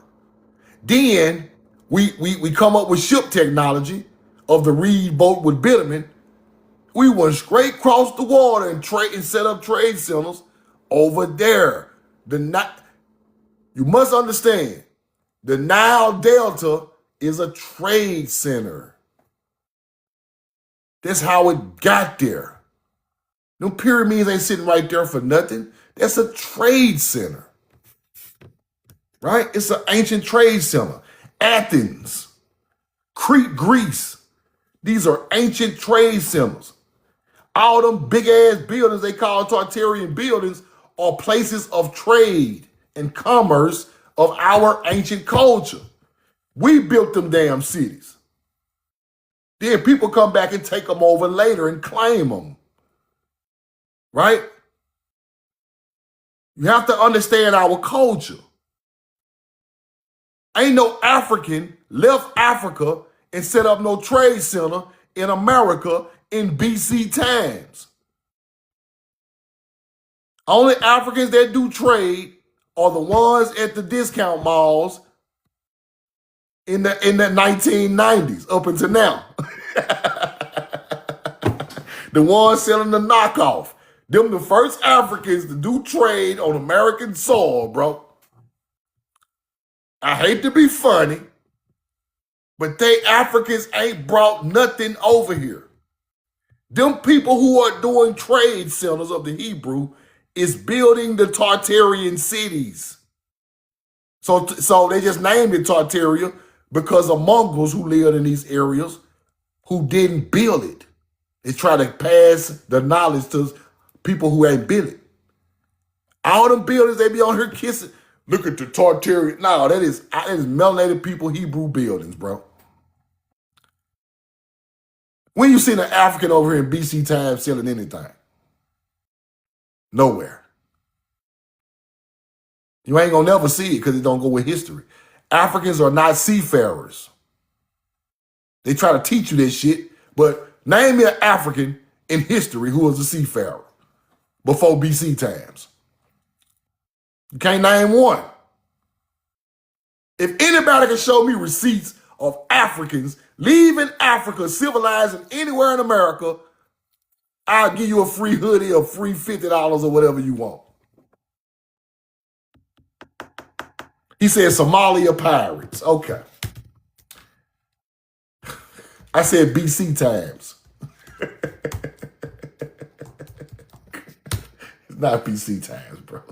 Somalia pirates or 2011, bro. You see what's going on with the history? Them people are not shipbuilders. They just started hijacking ships 15 years ago. When have you seen an African cruise line back in the 60s or 50s? You go back 60 years, you can't find shit. You got to know the cultures, bro. Somebody was smart long time ago before everybody else. And I ain't trying to, like I say, I'm not here to bash Africa. I'm not here to bash Native Americans. I'm not here to bash nobody. I'm here to teach my people our history. Our history became everybody else's history. That's what they don't want us to know. Take a couple more questions, y'all. Don Clark, quick question, quick comment. Dave Miles.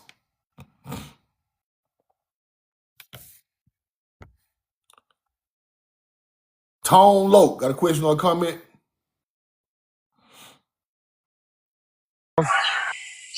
Yo, Yo, yo, yo. yo. Man, I appreciate all you doing for us, man, all the teaching you giving us, man. Appreciate you, I bro. was, Thank you. I was on Casey Macon page last night, right, and looking at some articles came out of Michigan, and it Mm-hmm. was a Spartan head on there, and it looked Mm-hmm. like the Spartan head from Michigan State. So did they Exactly. still that's our stuff too? Them Spartan heads or these colleges or these mascots? Is that our stuff as well? Yeah, they call the They college Michigan State Spartans because in that area, the Michigan tablets was found with Spartan, with Greek, ancient Greek type hieroglyphics on the artifact. So they call the college Michigan State Spartans. Okay, cause yeah, I seen that. I be checking out Casey Macon all the time, and I be looking at they pulling that stuff out of Michigan, and they just be coming up with the more I be learning from y'all, and I be seeing that Hebrew writing, and I'm like, oh, that's Hebrew, that's us right there. That's That's us. most stuff. That's us. That's That's us. most stuff they done stole from us. So man, I really Yeah, appreciate you bringing that to the light to us. When I can take it to my family and give it to them, man. Keep no doing what you're doubt, man. doing. Thank you so much, bro. Thank Yeah. you. Y'all follow Tone Low. Follow Tone Low. Big Nine, what's up, brother?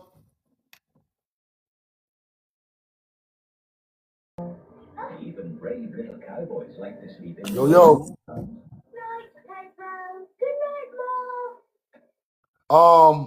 Tribal Dan, the Spartans. The Spartans come from Mycenaean, right? Cretan bloodlines, right? I told y'all the Mycenaean and the Cretan, the first people in Greece, are Phoenician bloodline, a Hebrew bloodline. That's where they get their Spartan stuff from, right? They the ones built the Colosseums. They built the Colosseums in Rome. Rome sits in the Mediterranean Sea, right? Anything in the Mediterranean Sea that's ancient, we built it.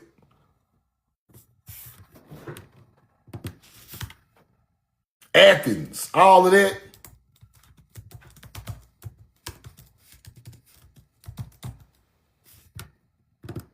Oh, shit. It's located in Italy. I just showed you the map, right? I just showed you the map with Italy right there.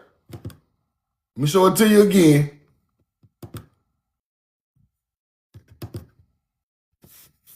Let's pull up another map and show you what we're looking at, because people don't understand all the shit that was built, right?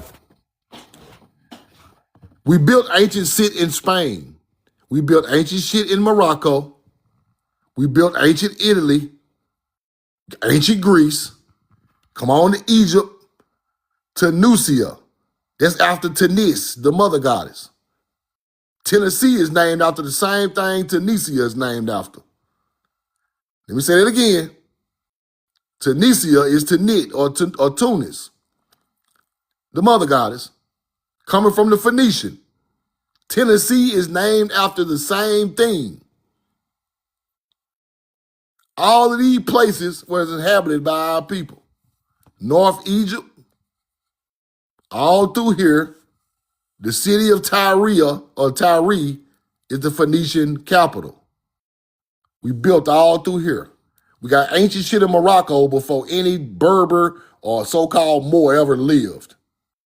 Ancient shit in Spain before the Spanish came back over here and done that to us. We built ancient stuff. I could show you mounds with artifacts, look like artifacts from America in all of these places. Every last one of them. And I have done it online before. Mark, what's up, brother? Got a question or a comment? Yeah, Truth. I just wanted to know, did you ever check out those guys that was chipping the brick off the side of that building? I looked at it. And them words underneath there. Like, did you ever figure any of that out? I couldn't make it out, bro, but I seen some good comments in there that looked like the right words, but I got to go back and research the words. Yeah, I saw that, though. That was amazing. Yeah, it was, man. It made me think, like, man, what's under all these buildings like that, man? Did they really just cover it up like that? Cover it up like that. Go back over with cement, or they paint it back white, or they just redo the whole building over. Yep. Yeah. Did it look like it was Hebrew words to you? Because I seen that in the comments of it. They were saying they look not English, but they look like some old English letters or something. Right. Okay. I'm gonna look back into that video though. I ain't got a chance to look at it real good, but I'm gonna go back and try to break that, decipher it. Okay, for sure, man. That was really all I wanted to talk to you about, man. I mean, keep doing what you're doing, man. I love following you, man. Yes, sir. Appreciate that, Mark. Appreciate that. Roll the coin. Follow Mark. He sent me that video. Appreciate that, Mark. China Harris, quick question, quick comment. Let me see. Ema, quick question, quick comment.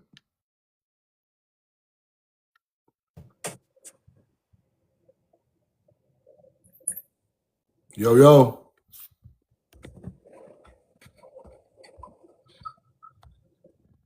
Don't be scared. Rondo, what's up, bro?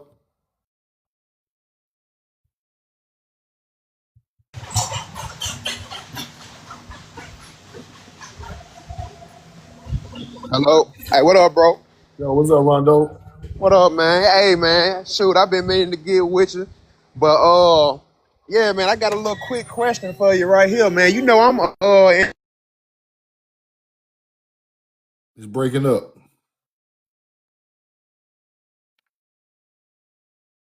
Yo, yo. this too, man. What'd you say again? I couldn't hear I'm you. like 2 minutes from the I'm like 2 minutes from the Coosa River where I'm working at right now. I'm at work Uh-huh. right now, but look at this right here. Let me turn my camera around. All Damn.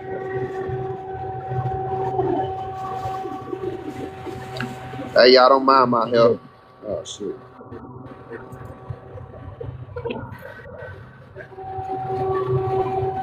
Hey, that's a mine right there, ain't it, bro? right. Yeah. Yeah, it's exactly what that is. Man, I'm right at work. This right outside the back of my job, man. Then they got the little power plant. Power plant right there on top of My that. bad, Look I at that. had got a call. Yeah. Then yeah, this right around the corner is the Coosa River though, man. Uh-huh. And I done heard plenty of stuff about the Coosa River, you know, before I started coming into the information. You know, when I was younger, I always heard that like let me go down here, 'cause that thing loud. I always heard that the Coosa River, it was a city up under the Coosa River by me, a city called Eastonville, and said they specialized, say they had one of the biggest cotton gins Mm-hmm. around for a long time. But yeah, Now, I just had to show you that, man. Just had to, let me huh? elaborate on it. Let me elaborate on what you're showing the people, man. The Coosa River, or the Mississippi Mound Builders built that whole city. It was called the Coosa Chieftain. Coosa River Valley. Um, they got a site called Little Egypt out there. You know about they still got that out there? You said by the Coosa River. It's a site in See no, that's the Coosa the Coosa Wati. River so big. Coosa Coosa Wati River in Wati. Georgia. Coosa River Valley Nah, do I ain't have heard of mounds that in it, one. but the Coosa, the one you buy do have Mississippi era mounds. Coosa Wati River in Georgia got Little Egypt mounds, 6-toe mounds. But you right, Mhm. the Coosa River is a Mississippian city, and they got mounds all over that area. Called the Coosa Chieftain. Descendants Wow. from the Mississippi mound builders. That's where the mounds come from. Okay. Hey, and I got one more question. Yeah.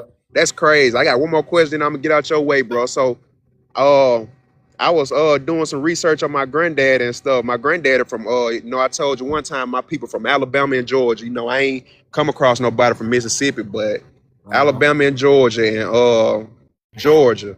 And Mm-hmm. my granddad was from Lumpkin, Georgia. You ever heard of Lumpkin, Georgia? They got like a mini they got like a mini Grand Canyon out there, man. I was just researching where he was from, and all his people was from Lumpkin, Georgia. And man, I was I just looking think at that Lumpkin, clay Georgia. They out got there, like a man. huh? I think that red clay out there.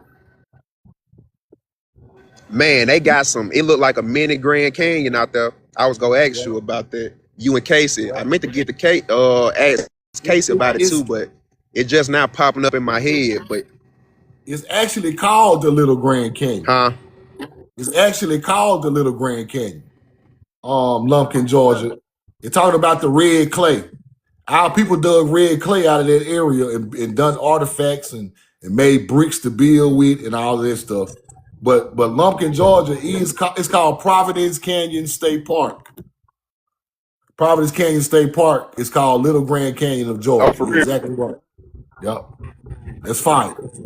Okay, that's crazy. And then not far from here, right now I'm in Pell City, Alabama, but you know I stay in Talladega. But everything in Talladega, like everything like around the Talladega area. So Yep. what you were talking about that cave down here in Alabama with the Soto, it's called the Soto Caverns, man. And Yep. they I was doing some research. They say it was called Kowich Kawaga Cave or a cavern or something like that before they put the little DeSoto name on it. They And found it. that's right down the road from me too. Yep. They found it and But they yeah, turned it man. into DeSoto caves. They said DeSoto They chilled in that cave at one night. They stayed in that cave after they was moving around, and they called it the DeSoto Cave after they chilled there for a while. Yeah. Wow, that's crazy, man. Appreciate it, bro. And Appreciate man, it. I appreciate you, bro. No doubt. Y'all follow Rondo. Follow Rondo. Get some more people up, Rondo. Good bill, Rondo. Check out Providence Canyon State Park, right? The Kolamoki Mounds is in that area. And Providence Canyon State Park is called Georgia's Little Grand Canyon. Colorful clay and sand gullies formed, they say, by erosion, but that's a lie. Our people dug out that clay from that area, the red and different color clay, right? And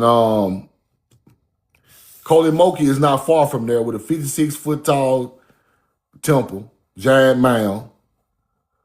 You got red clay, orange clay, purple soil layers in that area, just outside of Lumpkin, Georgia.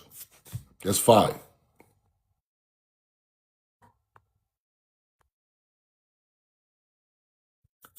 Yo, yo, yo.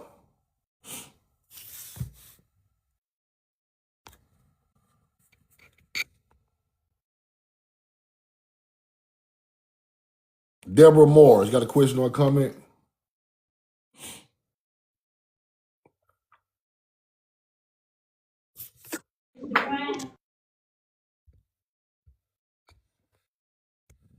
We get about 2 more people in here, y'all. Patrick Williams, what's up? You got a question or a comment?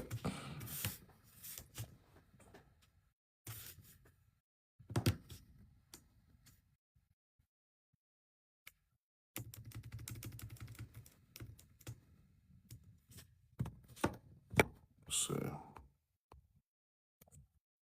Zay, question or a comment? Here go Providence Canyon State Park right here. Y'all a picture of it. Right here. Beautiful place. Yo, what's up, Zay? Hey, how you doing, man? I'm pretty good. How you doing? Like I said, I want to say appreciate you for the information that you're giving. You know, Thank you, bro. Thank you. I kept mentioning in the comments. I don't know if you saw it, but there's a TV show on Stars, right? Mm-hmm.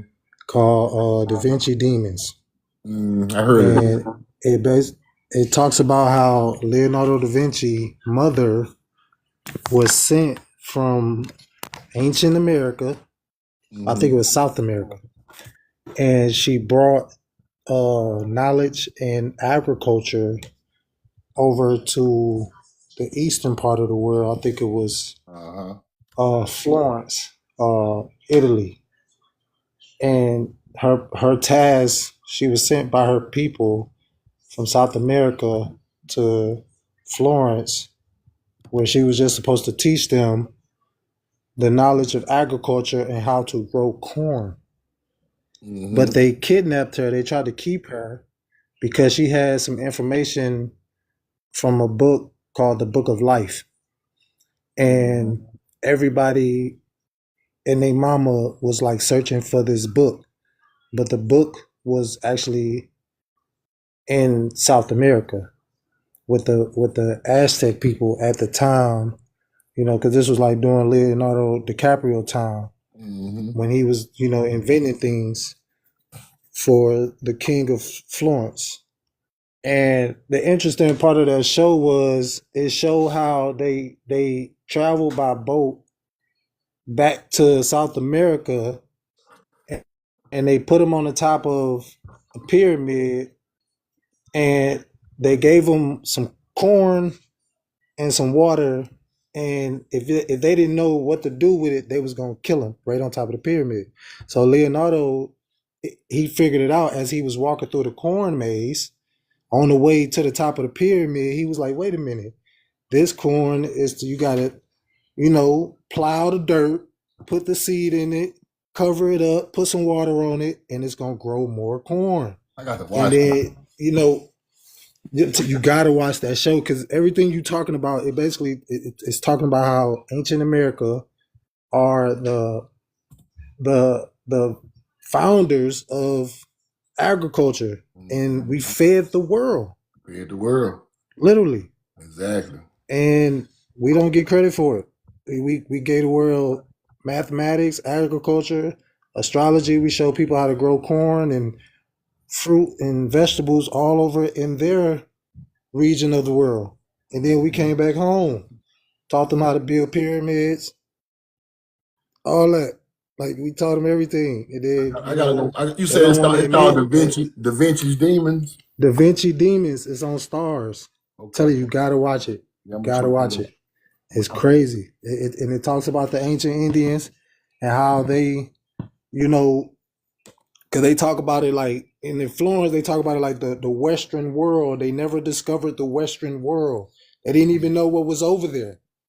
They didn't even know the people exist. But Leonardo da Vinci's mother was from South America.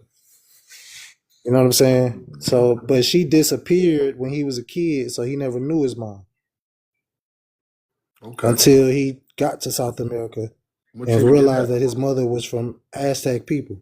It's crazy, man. You got to watch it, but Yeah, I'm gonna check it out. it talks about everything you're talking about the corn and how corn and barley is the start of all civilizations, and it fed the world way before chicken and Yeah. any other Exactly. vegetables or fruit you could think of.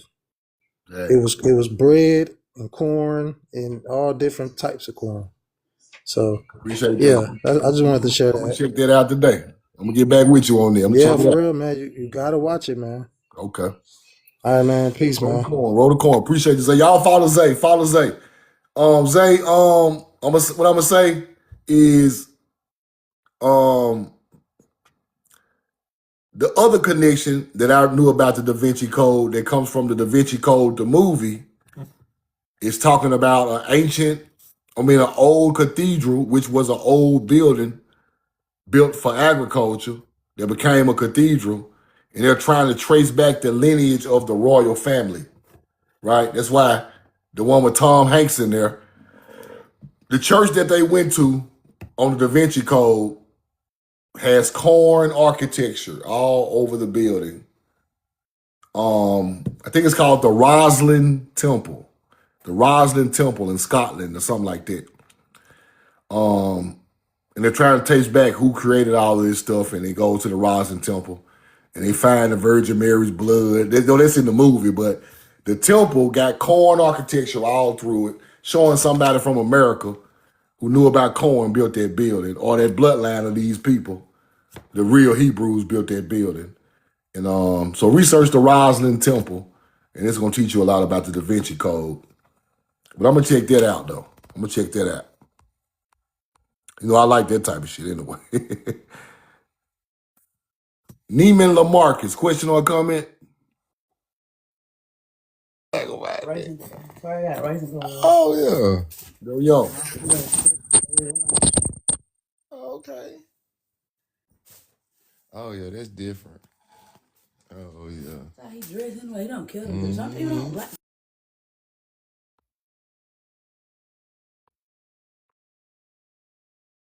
Easy penny bags. Question or comment?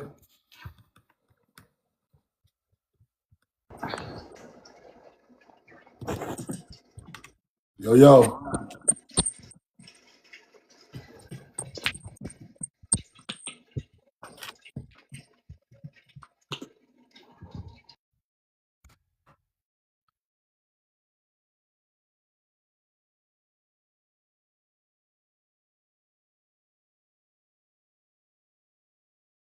Yep. The Roslin Chapel.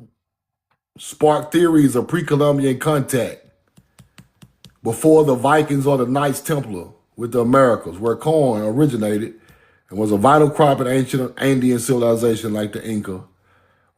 While Da Vinci likely studied maize, the chapel carvings predate his time, linking the mystery of the New World plant found in Scotland. It's deep.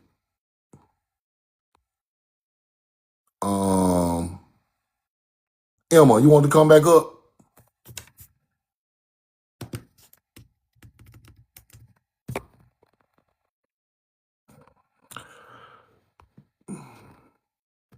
Leader. Question or comment? Question on this, man. Do you know the ancestors of the Cherokee Indians? Because I know that they was a part of the Mississippian culture, Southern Appalachian Mississippian culture, but I can't go any further back than what that is. The Cherokee got a link to a lot of tribes. That's what's crazy about the Cherokee. They link to the Algonquin and they link to the Mississippian tribes. The Cherokee had an ancient city in Tennessee that was connected to an ancient mother goddess, like I'm telling you about Tunis or Tunisia. The Cherokee had an ancient city in Tennessee, so the Cherokee are linked to some ancient bloodlines of America. But I'm starting to think it's more Algonquin, northeastern tribe, coming down a little bit like to Virginia and stuff like that, and Carolina. Yeah, because they came from the Great Lakes. Yeah, so it got a lot to do with the up north tribe, the ancient up north tribe, though.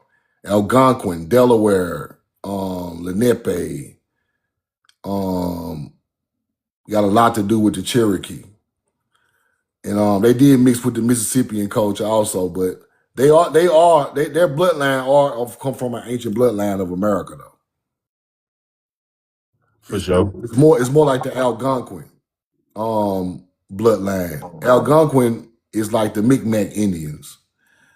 Micmac Indians were writing some form of hieroglyphics. So they come from an ancient American bloodline, but I think it's more northern than southern. Yeah, for sure. Good question, though. I'll find some receipts on that and I'll do some stuff on that. All right, bet. Gotcha. All right. Y'all follow leader. Follow leader. Yes, I land too. Right.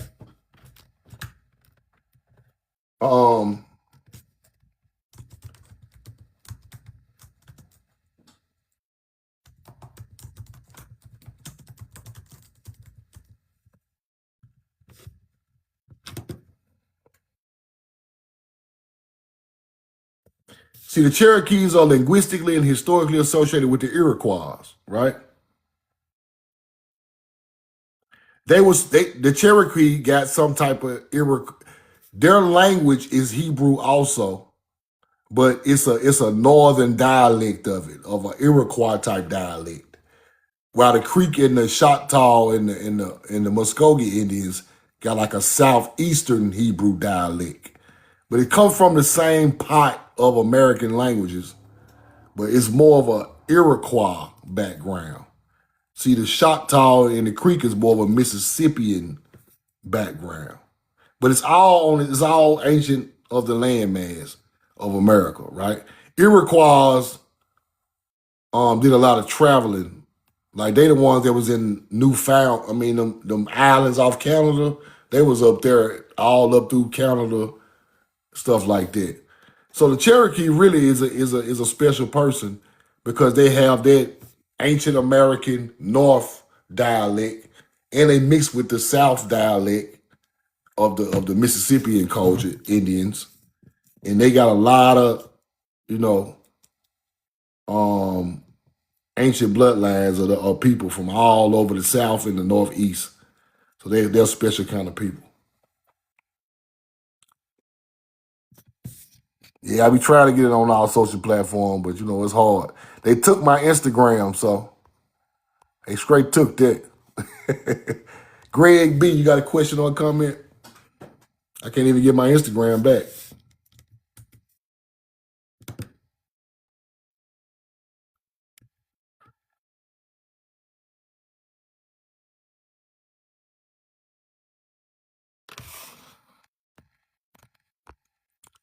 Johnny Wilson, quick question, quick comment.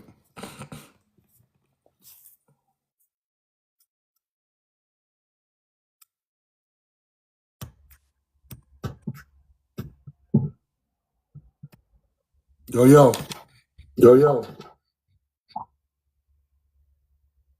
Got a question, Johnny? He's bouncing back. Let me see. Let me see. Ra. Got a question, Ra? Quick. Ra Zion. Doing? Yo, how you doing? Man, I'm good. This is you remember DJ $50 bill, right? That's me. Oh, okay. How you doing, bro? Yeah, I Yeah. remember. Yeah, I haven't spoke with you in a while. I see you still on the grind and stuff, man. Appreciate it, bro. Yeah, I've been doing some genealogy stuff. My great great grandmother was Cha Cha. And my people. She was ran down through Virginia, Louisiana, and Mississippi. That's where a lot of my people at now that I never met.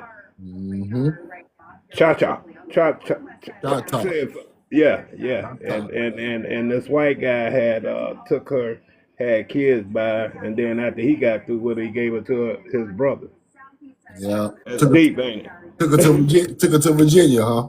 Mm-hmm. Yeah. Somebody was arguing with me yesterday. One of the family members, well, a friend of mine in Detroit, and we were Mm-hmm. talking on history, our Black history, and I was telling him that Cha Cha was part of the Trail of Tears too. He was trying to say, who did he say? They were. Yeah, I tried to tell him that. I say, do the research, brother. You'll find out. So I wasn't gonna go back and forth with him. Mm-hmm. Yeah. So they were taking some of your platforms away, huh? Yeah, it took my Instagram, man. You know they gonna do that. Yeah, it took it. I can't even get back log back in it or nothing. Man, we need our own. We need our own, man. Yeah, we do. We do. We need our own. Well, Well, I'm I've not been gonna. using TikTok a little more than YouTube. Yeah. That didn't disencourage you, did it? A little bit for a second, but you Nah, get you too over it. strong. You too strong for that. You too strong for that. You'll figure it out. Yeah. See, the only reason it discouraged me for a second because it was reaching so many people on Instagram at a fast pace, way faster than TikTok. So Yeah. that's the only reason it did. It wasn't it wasn't personal for the people, man. Well, spiritually speaking, you gotta have that backup. You know what I'm saying? Yeah. You Right. know exactly where I'm coming from, right? You right. Because you know what we're dealing with, the sources. Yep. Appreciate you, brother. Oh yeah, appreciate you, man. No doubt. You take care of yourself, my brother. Peace, love, and Yes, light. sir. All right. All right, y'all follow Ra. Appreciate that, Ra. I'm gonna get one more in here. Rising in love. Get one more person up. Coppery Indian. You got a question on coming?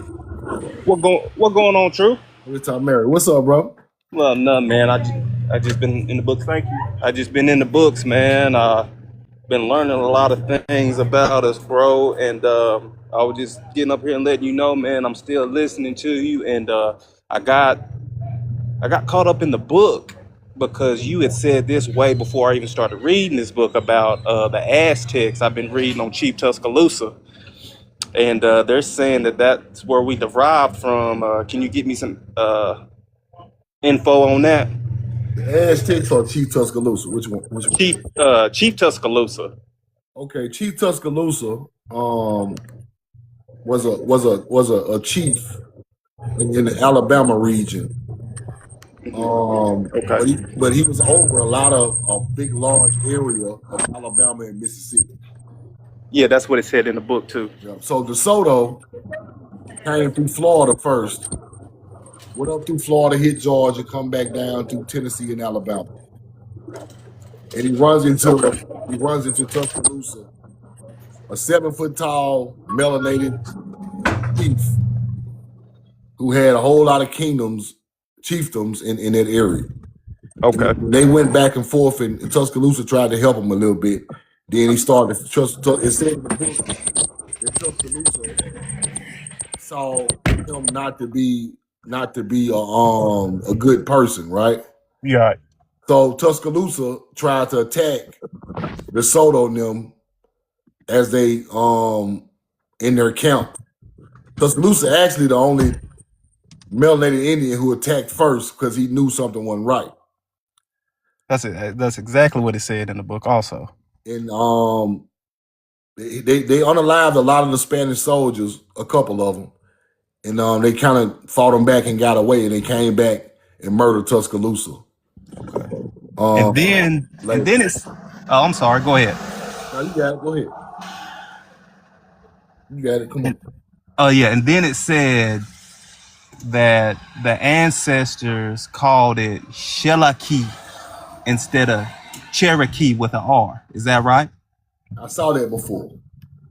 It could be right. Could be right. It's a whole. I done seen like 5 names for the Cherokee. Me too. And then Choctaw was spelled like Choctaw, like CHOK. Yeah, yeah. CHOKTA, CHATA. Yes. Different ways, but I think it was CHAI is where the Shah come from. The CHAI is Hebrew. Okay. That's where the Shah talk come from. That's where that word actually comes from. And then like what I've been noticing, my girl had to help me because as I'm reading this old book, it's like the F's or S's. You get what I'm saying? Yeah, they look like F's, and I'm just like, I can't read. I'm like, I can't read this. And she looked at it. She goes, "Oh yeah, that's old English. The F's are looks like S or something like that in the nature." Exactly. The lowercase s has a line through it. Yeah, so I'm having to break that down because as I'm reading it aloud, I sound dumb. You get what I'm saying? Because I didn't know that they substituted that letter, that specific letter. Yeah, they switched out the S with the L, the K with the C, all type of stuff. And like I said, man, I've been still been watching you, but I've been wondering, I've been asking myself, how's people getting on these archives and getting these books? So I've just been researching, like you've been telling us, man. And like I said, I'm from Stevenson, Alabama, and I found a old historical book about the Indians where I'm from, and it's crazy, bro. Like the Shawnee. It's like whole types of these tribes that I'd never heard before. Yep. It's like 50 tribes I just discovered probably like 3 months ago. Yeah. And then found the right information on. Yep. Yeah. And then it's like, you remember I told you about Nakalula Falls, right? In Gaston? Uh-huh. I found the real origin story on that. It's crazy. It was over a ball game, bruh. Over a ball game. It was a chief. It was a chief Cherokee. Oh, it was a Cherokee chief, and they were betting on a game. He put his daughter. And he put his daughter up for collateral, bruh. Lost the game. And then, as the Creek Indian claimed his prize, after he took her, like it was in the St. Clair region, but he took her to Gadsden, right, which is called Nakalula Falls. Mm-hmm. I found that to be false too. It was called the Black Creek Falls. Black Creek Falls. Black Warrior Falls. Yeah. So I'm finding that out too. Like the Tuscaloosa River was called the knowledge Black is power, truth, man. Like, yeah, like you pushing me towards this. Like I want to know these things, and like I said, what you've been helping us study up on, it's all coming together, bro. Even from the Indian aspect all the way to our ancient people, bro. Yeah. As soon as it got done talking about the Tuscaloosa War, bro, it started saying something about the. I'm not, like I said, I'm in and out of books like it's crazy. My mind going crazy, true. Mm-hmm. My mind going crazy, bro. And it started talking about the Aztecs. I'm like, oh, that's what Truth talking about. Yeah. And it's telling us. In the book, it's called The Northeast Indian or something like that. That's the book I've been on. And it's telling us who we worship, the things we ate and what we didn't eat. And I'm like, Truth has been telling us shit the whole time. And it's all coming to one. And like I said, man, just keep doing what you're doing, man. I just wanted to get up here and let you know that, yeah, this ain't no cap. Everything that you've been spitting has been straight facts, and the stories that I've been reading on is just all coming together. And it's crazy to me. It's fascinating. Like you say, how you said, it's interesting. I thank you for that, for pushing my mind, bro. You got my spirit and my mind going, bro. I can't stop. I do it at work. I get home. I'm still studying, man. You Yes, doing this, bro? I ain't the nigga that never used to study nothing, bro. That's my sisters. yeah. So, like I said, man, Once thank he you for once he putting get me on on. you, you can't stop it, bro. You can't stop it. Man, I can't unsee it no more. I look at my cousin, I look at him. They said, "Nigga, what you looking at?" I said, "Nothing. I just watch." You can't unsee it no more. You don't see it no more, bro. Connect to your But soul. like I said, man, but keep doing what you're doing, man. Like I said, we right here behind you, man. And thank Yeah, you for letting me up on the panel. yeah. Thank you so much, bro. Appreciate you. All right. Y'all follow Copper Indian. Yeah, once you tap in, you ain't no tapping out, bro. Once you tap in, ain't no tapping out. In the old Choctaw books, it said Choctaw were fierce farmers and warriors, right? Deep cultural roots in farming and protecting their land. And when I look at how fierce I get sometimes, I think about that. That's where the drive come from. I don't know. It's some type of ancestry I got. I don't know. But they virtuous strong farmers and they become warriors when they protect the land. That's the ancient Choctaw mound builder like ideology. So I just be having to understand where my people are, what they were, and where I get that from. And some kind of way, some awakening me to not, to go all the way the right way with virtue and try to teach this stuff the right way. Cause it got something to do with my ancestry. I ain't figured it out yet, but that's the basis of that culture. So that's where they come from. I can tell, right? In their ancient language was a form of Paleo Hebrew. So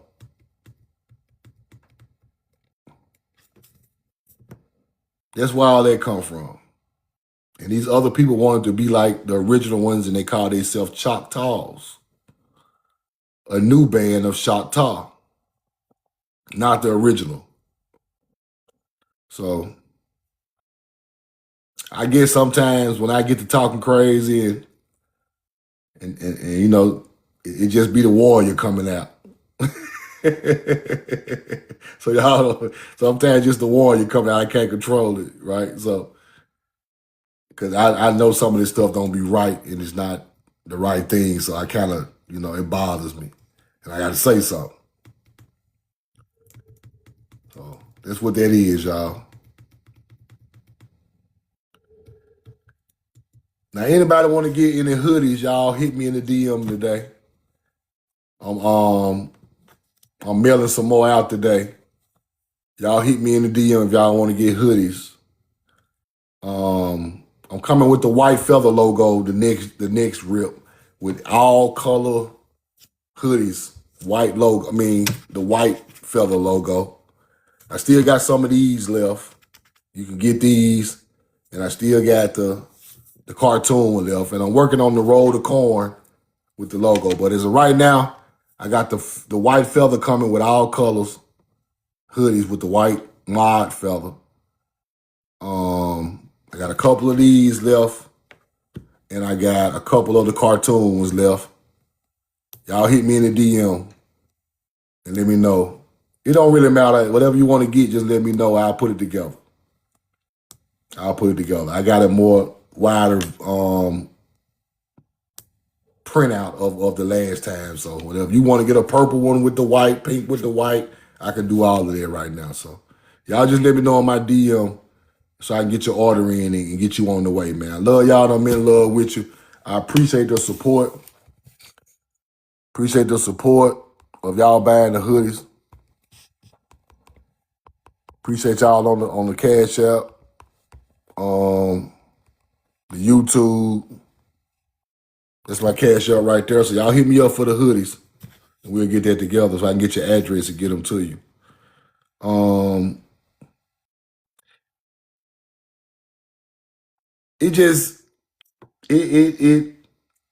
Before I get out of here, I want to say something.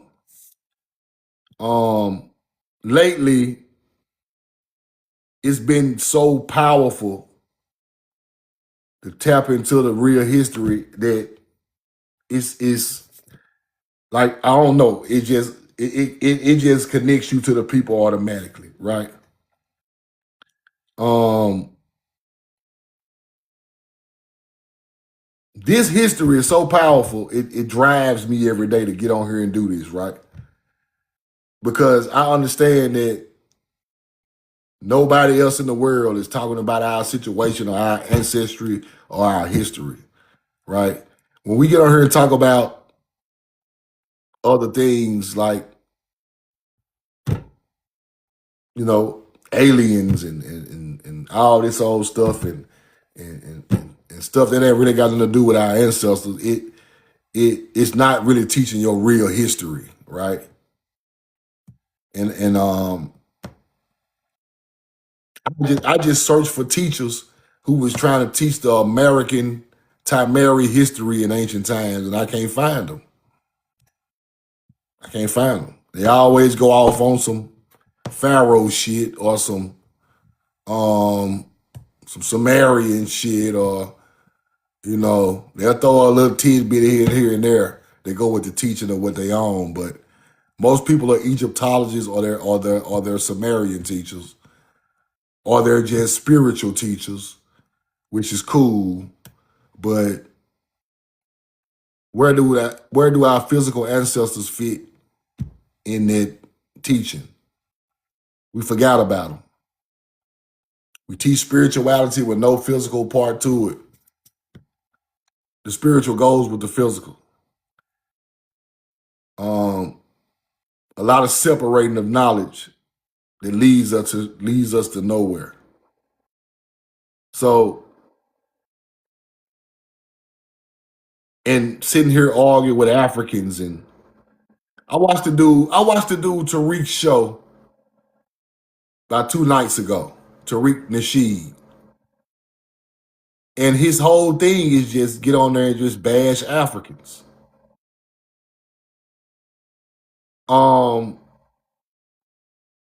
That's not into that. I don't get nothing out of it, right? That's not. These supposed to be the leaders of the intellectual people that people look up to. I get nothing out of it, right? I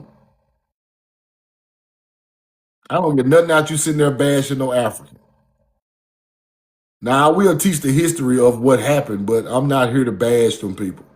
Like my live is not going to be consistent of me calling up Africans, telling them to turn their head to the side so we can see how black and African they are. That's low. It's low vibration. I couldn't follow nobody like that. No way. It's low vibrational, right? True enough, we say what we say sometimes, and because they try to claim a lot of our history, but to specifically bash Africans and Native Americans is not in my. I don't thrive on that.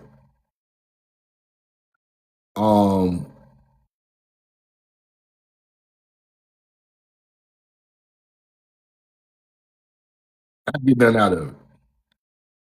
So I'm starting to realize that people are not as smart as we think they are.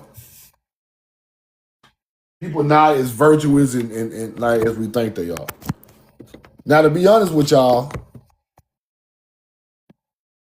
our bloodline went to certain parts of those people, and they still our fucking people, right? When we upgraded them, and our bloods mixed on their land, they still our people. They're an extension of us still. They still got our traits and a lot of those people, brown skinned people with Timeri blood in their veins on their land. So we do what we do, we say what we say, but I have no ill intent to just bash people. Like that ain't like once I'm sitting there watching it, like it's focused on just bashing these people. And then there's people in the chat just laughing and like it's a circus at this point, right?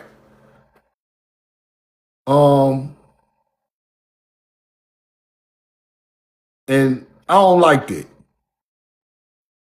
I don't like it. Now, it's one thing to go knowledge for knowledge, brain for brain banging, but it's another thing to just downgrade a people on a barren land, bro. And I'm not gonna do that. So I said, this is the guy everybody talking about that's supposed to be so smart and intellectual and FBA and all that. This guy is weird. Like,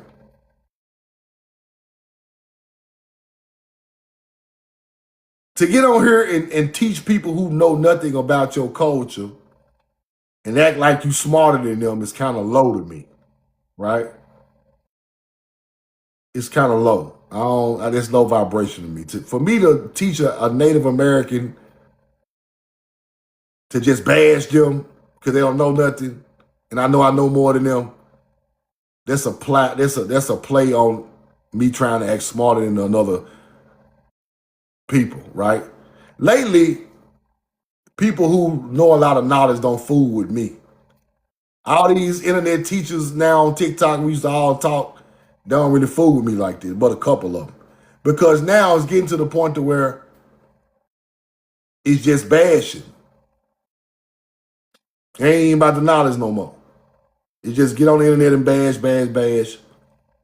And with lower intellectual people of your culture, and then you act superior to those people. Ancient Tamari people were trying to teach. They wasn't trying to bash, right? They were trying to teach.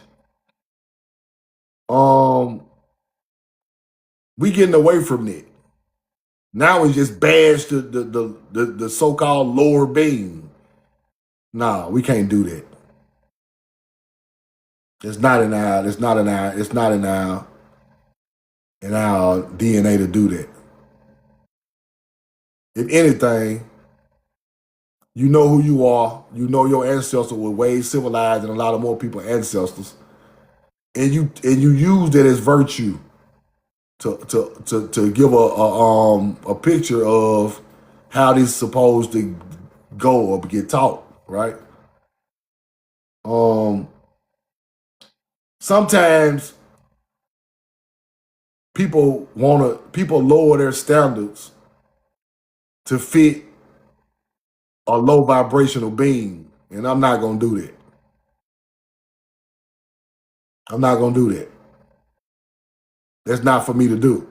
I already know what I know. I know what I know that you know that I know, and I'm not just here to just bash people. That's crazy. So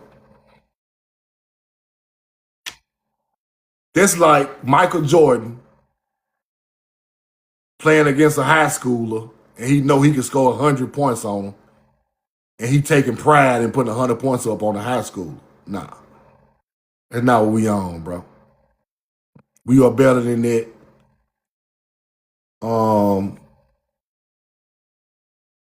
My great grandma always said, "Don't roll with the pigs in the mud. Don't roll with the pig in the mud because the pig like it down there. You getting dirty and the pig smiling and having fun rolling in the mud because they like it down there, right?" This was the biggest metaphor she ever said. Don't roll with the pig because the pig like to roll in the mud. They having fun. You not. You getting your clothes dirty. They smiling because they always roll. So we ain't here to roll in the mud with pigs, bro. Let them have that low mud rolling. Let them have it. Like they like to do that. I don't like to get down there and roll with them. So, and it goes with life also. Sometimes people like to get low, and it bothers people who are not trying to get low like me. I'm not trying to get low.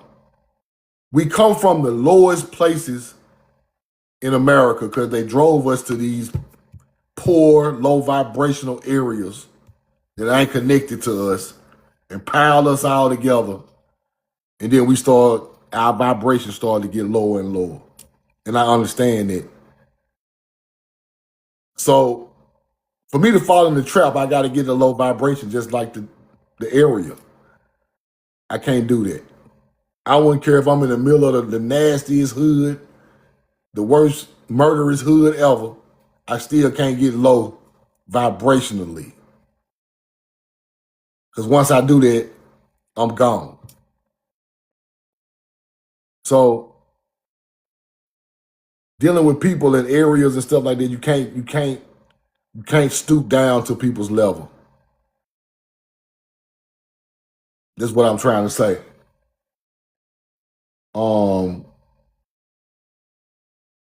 Our people were great, and we have to start to get back into that greatness, bro. And that's what I want to tell y'all before I get out of here, man. We got to get back to that greatness. Greatness still exists.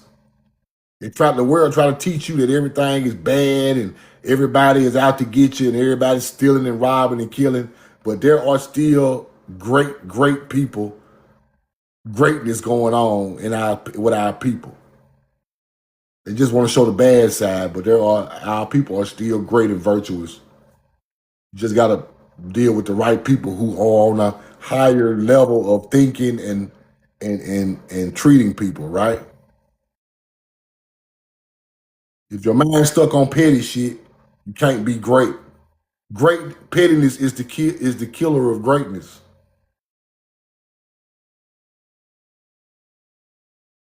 I read some books a couple years ago that showed how low vibrational things destroyed greatness. And it's still going on today. Think about it. Think about it.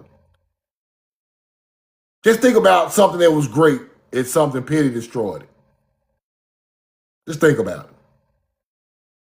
In all aspects of life. Let's go to sports.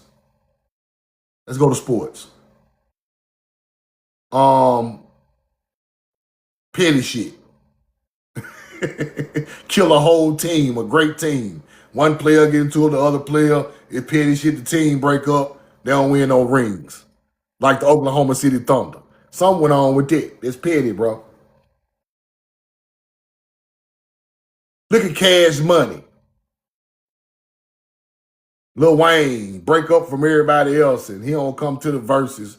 Some petty went on that killed the greatness of a rap. See what I'm saying? Pettiness kills greatness every time. You could be married to somebody and they get to acting petty and you get divorced because they acting petty. Pettiness killed the marriage. Pettiness killed the friendship. That could have been great. Pettiness killed businesses that could have been $1 million businesses when somebody got petty and the business died. So now,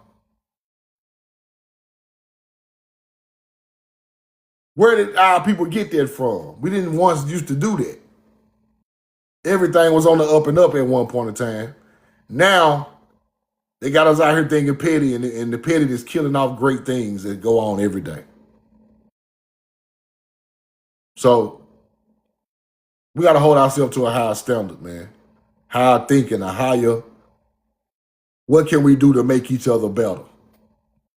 That's what we got to think on that level. We can't think about what petty shit could tear this up. We got to think about what could we do great to make each other better. And the people you deal with got to be on that same level. What can we do to make each other better? How can you help me to help you? Be better, be great, be happy. That's what we got to do. We cannot tear each other down, bro. Over those $20, $15, $12 bullshit. We can't do it. It's so low that it'll never get approved in nature. It's not in balance with nature. Everybody always talking about God, but you got to balance yourself out in nature to even get spiritual. You can't be all over the place and be spiritual. That's crazy. The higher spiritual beings are sitting still. And they know what they got to do. They ain't all over the place. So we got to get back to the you know, to what made us spiritual in the first place. So know what you want.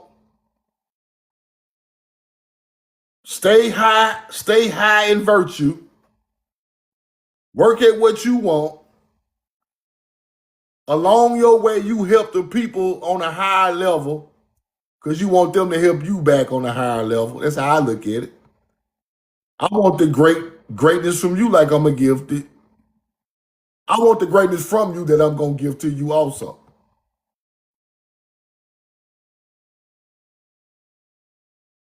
And if it ain't, we might say something here and there, but that's what we trying to do. I'm gonna say it like that. So uplift each other. Don't always tear each other down and ruin each other's day. Uplift people. We don't come from tearing each other down. We build pyramids and 8-story marble buildings together. Roll the corn. We know the truth now. Love y'all. I'm in love with you, man. Y'all want hoodies, hop in the DM. Subscribe to my YouTube. We know the truth now. Appreciate the cash out. Appreciate y'all buying the hoodies. And that's what I'm finna get started on and start mailing some more of those out, man. Bow my head to my people. I love you because I know who you are. You live at the gun. We know the truth now.